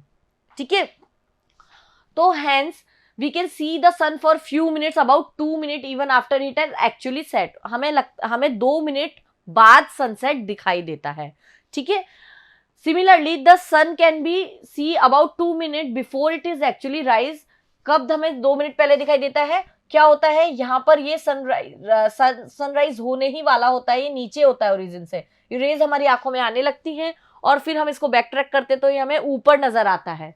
ठीक है, ड्यू टू रिफ्रैक्शन, और हम क्या सोचते हैं सनराइज हो गया। Thus we have gained 4 minutes of additional day light each day। ठीक है, एक हर दिन हम 4 मिनट्स का एक्स्ट्रा देखते हैं, 2 मिनट पहले सनसेट, 2 मिनट पहले सनराइज। इस तरह से हम सनराइज और सनसेट को देखते हैं। ठीक है, ये एक कॉमन डायग्राम है, phenomena of atmospheric refraction of light. ठीक है, ये वही है sun below horizon, apparent position of sun above horizon. ये वही है, हम अर्थ पर यहाँ पर खड़े हुए हैं, ये एटमॉस्फेयर है, हम यहाँ पर खड़े हुए हैं, ये हमारी होरिजन है, ये होरिजन है जहां पर सन और स्काई दोनों मिलते हैं, उस पॉइंट को होरिजन कहते हैं। जब बिलो होता है तब हमारे पास यहाँ पर हमें दिखाई देने लगता है, तब क्या बज रहा होता है 4:58 बिलो होरिजन पे क्या टाइम हो रहा होता है, सुबह होने वाली होती है। ठीक है, तो हमें यहाँ पर पहले ही दिखाई देने लगता है, यहाँ पर 4:58 पे ही दिखाई देने लगता है हमको, जबकि सन अभी होरिजन पे आया नहीं है, तब भी हमें ये दिखाई देने लगता है। ठीक है, ये है सनराइज वाला, सनराइज। ठीक है, अब स्कैटरिंग की जब बात आती है तो स्कैटर का क्या मतलब होता है, स्कैटर का मतलब होता है बिखरना। ठीक है, क्या होता है स्कैटर का मतलब, क्या होता है बिखरना। जैसे कोई एक कांच का ग्लास आपने लिया और वो बिखरता कैसे है, बिखरने का मतलब है वो किसी एक पर्टिकुलर पार्टिकल से टकराता है, यानी कि यहाँ से ये जो सनलाइट्स हैं, सनलाइट यहाँ से आ रही है हमारे पास, ठीक है, यहाँ पर वो एक किसी पर्टिकुलर पार्टिकल से टकराएंगी और ये लाइट को एब्जॉर्ब करेगा और इसको बिखेर देगा। ठीक है, इसको एब्जॉर्ब करके इसको क्या करेगा, फैला देगा या बिखेर देगा। ठीक है, तो इसको हम क्या कहते हैं, स्कैटरिंग कहते हैं। जैसे आपके पास एक कांच का ग्लास है, कांच का ग्लास आपने लिया और उसको नीचे जमीन पे पटका, तो क्या होगा, वो जमीन के पार्टिकल से एक पर्टिकुलर पार्टिकल से टकराएगा और बिखर जाएगा। ठीक है, दैट इज स्कैटरिंग। और आपने अपने घरों में देखा होगा, जैसे ही आप लोग कई बार सुबह उठते हैं, सनराइज हो जाता है, उसके बाद आप देखते हैं अपना कर्टेन हटाते हैं विंडो का, तो बहुत सारी लाइट रे ना आती हुई आपको नजर आती हैं। ठीक है, तो लाइट रे वो आपको नजर आ रही है, यानी कि उसमें आपको एक लाइट का पाथ नजर आता है, कभी कभी आपको लाइट ट्रेवल करती हुई नजर आती है, दैट इज स्कैटरिंग। तो क्या वो भी एक पर्टिकुलर पार्टिकल से टकराता है, तो हाँ स्टूडेंट्स, वो भी एक पर्टिकुलर पार्टिकल से टकराता है। क्यों, क्योंकि हमारा जो एटमॉस्फेयर होता है, एटमॉस्फेयर में क्या होता है, बहुत सारी गैसेज होती हैं। ठीक है, नाइट्रोजन गैस सबसे ज्यादा होती है, तो हम देखते हैं, हम क्या देखते हैं, जो हमारा विंडो है, विंडो से हमें लाइट आती हुई नजर आती है, तो वो जो लाइट आती हुई नजर आती है तो वो भी क्या एक पर्टिकुलर पार्टिकल से टकराती होगी। तो हाँ स्टूडेंट्स, क्योंकि वो एक पर्टिकुलर पार्टिकल से टकराती है, क्योंकि हमारे एटमॉस्फेयर में सबसे ज्यादा क्या होती है, गैस होती है। कौन सी गैस होती है, नाइट्रोजन, 78% तो गैस ही होती है। वाटर्स होती हैं, वाटर ड्रॉपलेट होते हैं, वेपर्स होती हैं, और क्या होती हैं, गैसेस होती हैं। ठीक है, इन सबसे टकराती है वो, और वो टकराकर क्या करती है, एक पर्टिकुलर पार्टिकल से निकलती है, ट्रैवल करती हुई हमें नजर आती है, और उसी को हम क्या कहते हैं, स्कैटरिंग कहते हैं। ठीक है, तो scattering represent basically change in the direction of light. As sunlight travel through the earth atmosphere, it get scattered by the large number of molecule and numerous small particle present is atmosphere. अब ये जो particle होते हैं, जो एक particular particle होते हैं, इनको हम बोलते हैं कोलोडियल पार्टिकल, ठीक है। और ये जो पार्टिकल होते हैं, कोलोडियल पार्टिकल जो होते हैं, इनका जो साइज होता है वो होता है 1 से 1000 नैनोमीटर, इतना इनका साइज होता है, ठीक है। ये इन पर्टिकुलर पार्टिकल से टकराती हैं और फिर क्या होती है, स्कैटर्ड होती हैं। जैसे व्हाइट लाइट जो होती है सन से आती है, सन से ये व्हाइट लाइट आती है और आके स्कैटर्ड हो जाती है किसमें, विगब्योर में, violet, indigo, blue, green, yellow, orange और रेड कलर, इस अलग अलग कलर्स में ये स्कैटर्ड हो जाती है, ठीक है। ये कैसे फैलती हैं, किससे टकराती हैं, अर्थ की सरफेस से टकराती हैं। व्हाइट लाइट आई सन से, अर्थ की सरफेस पे टकराई, अर्थ की सरफेस से टकराकर इसने, अर्थ की सरफेस ने इनको क्या किया, एब्जॉर्ब किया, एब्जॉर्ब करके इनको फैला दिया, ठीक है। तो ये क्या होती है, फैल जाती है। पर्टिकुलर पार्टिकल क्या है, अर्थ की सरफेस है, उस सरफेस से टकराती है और ये फैल जाती है इस तरह से, ठीक है। तो अब इसमें एक टिंडल इफेक्ट है। टिंडल इफेक्ट क्या होता है, तो आपको ये समझ में आया स्कैटरिंग क्या होता है। स्कैटरिंग का मतलब होता है बिखरना, ठीक है। किसी पर्टिकुलर पार्टिकल से टकराकर कोई जो हमारी लाइट रे है वो बिखर जाती है, उसको हम क्या कहते हैं, स्कैटरिंग कहते हैं, ठीक है। अब टिंडल इफेक्ट, सर एक टिंडल जोन हुए, उनके नाम पर उन्होंने एक एक्सपेरिमेंट ये बताया स्कैटरिंग के बारे में, तो उसको हमने नाम दे दिया टिंडल इफेक्ट। अब देखिए यहाँ पर क्या किया हमने, 2 बीकर ले रखे हैं, एक में प्योर वाटर भरा हुआ है और एक में हमने क्या किया, वाटर के साथ हमने कुछ सोल्यूशन ऐड कर दिया। सपोज इट इसमें मिल्क ऐड कर दिया, इसमें क्या है, मिल्क प्लस वाटर दोनों ऐड किया हुआ है, ठीक है। अब हमने क्या किया, यहाँ से लाइट रेज इसमें अंदर डाली, तो आप देख रहे हैं हमें इसमें सिंपल जिसमें वाटर है इसमें हमें लाइट नहीं दिख रही है, लेकिन इसमें हमें ये वाली जो ये एरिया है इसमें हमें लाइट आती हुई नजर आ रही है, लाइट इसमें फैल रही है, इसमें लाइट का पाथ नजर आ रहा है। लाइट का स्कैटरिंग में क्या होता है, हमें स्कैटरिंग में लाइट का पाथ नजर आता है, ठीक है। लाइट फैल जाती है इस तरह से कि उसका हमें पाथ दिखने लगता है, ठीक है। कई बार आपने देखा होगा विंडो ओपन करते हैं तो हमें लाइट के पार्टिकल्स के साथ ट्रेवल करती हुई नजर आती है, यानी कि एक पर्टिकुलर पार्टिकल से वो स्कैटर्ड हो रही है, ठीक है। तो यहाँ पर ये पर्टिकुलर, यहाँ पर क्या है, मिल्क प्लस वाटर है। मान लीजिए यहाँ पर मिल्क और वाटर है, तो इसमें क्या है, मिल्क के कुछ पर्टिकुलर पार्टिकल्स हैं, जैसे ही लाइट इसके अंदर आती है वो पार्टिकल से टकराती है, वो पार्टिकल इसको एब्जॉर्ब करते हैं और फिर क्या करते हैं, इसको बिखेर देते हैं, फैला देते हैं, ठीक है। तो यहाँ पर हमें लाइट का पाथ नजर आता है, ये कहलाता है टिंडल इफेक्ट। इन्होंने सर टिंडल ने बताया स्कैटरिंग इस तरह से, उन्होंने एक एग्जाम्पल देकर अपना ये इन्होंने एक लैब में किया एक्सपेरिमेंट, ये एक्सपेरिमेंट किया और इस तरह से बताया कि इस तरह से लाइट रेज स्कैटर्ड होती हैं, ठीक है। अब टिंडल, the earth atmosphere is a heterogeneous mixture of minute particle. These particle include smoke, tiny water droplets, suspended particle and dust and molecule of air. हम देखते हैं हमारे अर्थ के एटमॉस्फेयर में भी क्या होता है, बहुत सारे पार्टिकल्स होते हैं, जैसे क्या क्या होता है, स्मोक पार्टिकल, टिनी वाटर ड्रॉपलेट्स होती हैं, कुछ गैसेज होती हैं, डस्ट पार्टिकल्स होते हैं, ठीक है। When the beam of light strike such fine particle, कोई एक फाइन पार्टिकल जैसे कि मिरर से, ग्लास से जब हमारी लाइट टकराती है, हमारी, हमने जनरल एग्जांपल लेते हैं हमारी एक रूम की विंडो का, ठीक है, उससे टकराती है तो क्या होता है, the path of the beam become visible, हमें क्या होता है, लाइट की रेज दिखने लगती हैं, लाइट की रेज दिखने लगती हैं। The light reaches us after being reflected diffusely by these particle, इन पार्टिकल से होते हुए हमें डिफ्लेक्ट होती हुई लाइट हमारी आंखों तक हमें दिखती है, ट्रैवल करती हुई नजर आती है, उसका पाथ हमें दिखता है, ठीक है। The phenomena of scattering of light by the colloidal particles give rise to Tyndall effect. और ये कोलाइडल पार्टिकल क्या होते हैं, ये particle colloidal solution, colloidal solution क्या होता है, जिसमें एक पर्टिकुलर पार्टिकल के साथ कुछ पार्टिकल मिक्स होते हैं, जैसे एटमॉस्फेयर में क्या क्या है, कुछ गैसेज हैं, डस्ट है, ठीक है, और वाटर ड्रॉपलेट्स हैं, वेपर्स हैं, ये सब क्या है, कोलॉइडल पार्टिकल्स का सॉल्यूशन है, ठीक है। और ये जो पार्टिकल, इनका साइज कितना होता है, 1 to 1000 नैनोमीटर होता है। तो colloidal particle give rise the Tyndall effect. This phenomena is seen when a fine beam of sunlight enter a smoke filled of room through a small hole. So scattering of light make the particle visible. तो scattering of light से हमें क्या होता है, particle visible होता है। ठीक है, ये बात आपको क्लियर है। जब हमारी आंखों में वो सन रूम में जो वो लाइट हमारे पास आती है, तो वो कैसे किस किस से होकर आती है, वो कोलोइडल पार्टिकल्स के होकर टकराती है। वो पार्टिकल क्या करते हैं, उस रेस को एब्जॉर्ब करते हैं और फिर उसको फैला देते हैं, एक पाथ देते हैं, और वो पाथ हमें दिखाई देता है।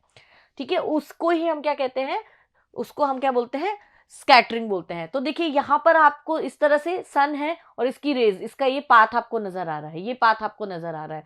तो यहाँ पर क्या होता है, बहुत सारे डस्ट के पार्टिकल हैं, गैस पार्टिकल है एटमॉस्फेयर में, वाटर है, वेपर्स है, गैसेज हैं, इन सबसे कोलाइडल पार्टिकल का सोल्यूशन है, उनसे स्पेसिफिक कोलाइडल पर्टिकुलर पार्टिकल से ये रेस टकराएंगी और एक पाथ बना लेती हैं, और ये पाथ हमें दिखाई देता है, और इसी को हम क्या कहते हैं, स्कैटरिंग कहते हैं। Tyndall effect can also be observed when sunlight passes through a canopy of a dense forest. ठीक है, ये टिंडल इफेक्ट कहाँ दिखाई, ऐसे डेंस फॉरेस्ट जो होते हैं उनकी कैनोपीज होती है, उसमें हमको इस तरह के ये स्कैटरिंग देखने को मिलती है। टिनी water droplet in the mist scatter light, यहाँ पर जो टिनी वाटर ड्रॉपलेट्स हैं ये स्कैटर करती हैं लाइट्स को। ठीक है, अब टिंडल इफेक्ट, अब हमें टिंडल इफेक्ट में ये हमें एक चीज और आती है कि हमें जो स्काई का कलर है वो ब्लू क्यों दिखाई देता है, और जो सनराइज और सनसेट के टाइम पे हमें ऑरेंज रेड क्यों दिखाई देता है, रेड क्यों दिखाई देता है। हमें सन का कलर, वो सनराइज, जो हमारा जो आइस स्काई का कलर है वो सनराइज और सनसेट पर हमें रेड क्यों दिखाई देता है, और स्काई का कलर हमें ब्लू क्यों दिखाई देता है। ठीक है, why is colour of sky is blue. तो हमें ब्लू कलर कैसे दिखाई देता है, देखिए जो सन है, ये सन है, सन से क्या आती है, व्हाइट लाइट आती है, व्हाइट लाइट आती है। ये जो व्हाइट लाइट है ये किस में स्प्लिट हो जाती है, विग्ब्योर में।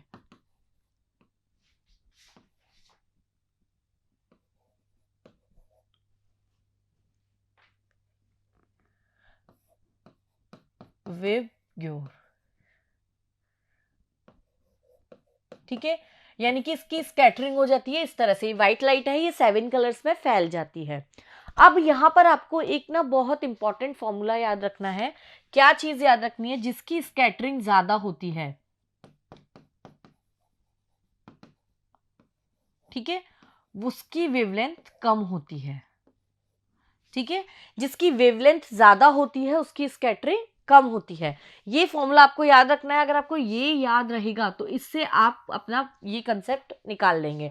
जैसे कि मैं आपको एक बहुत इंटरेस्टिंग से एग्जांपल देती हूँ। जैसे कि आपने एक दिन डिनर नहीं किया, लंच भी नहीं किया, आप बिल्कुल भूखे हैं, ठीक है, और आपसे कहा दूसरे दिन कि आप वॉक कर लो, आपको 2 किलोमीटर वॉक करना है, तो आप कुछ स्टेप्स ही चलेंगे, यानी कि कुछ मीटर्स ही चल पाएंगे और आप फैल जाएंगे।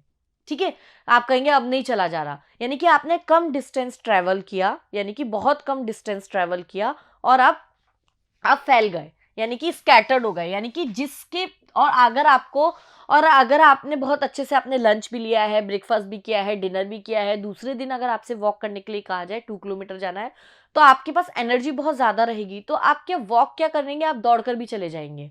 ठीक है, तो आप क्या करेंगे, आपके पास ज्यादा एनर्जी रहेगी तो आप ज्यादा स्टेप्स चलेंगे, यानी कि कम फैलेंगे। ठीक है, क्या होगा, एनर्जी ज्यादा रहेगी तो ज्यादा स्टेप चलेंगे और कम फैलेंगे। ठीक है, तो जिसकी वेवलेंथ ज्यादा होगी, जिसकी वेवलेंथ ज्यादा होगी वो कम फैलेगा।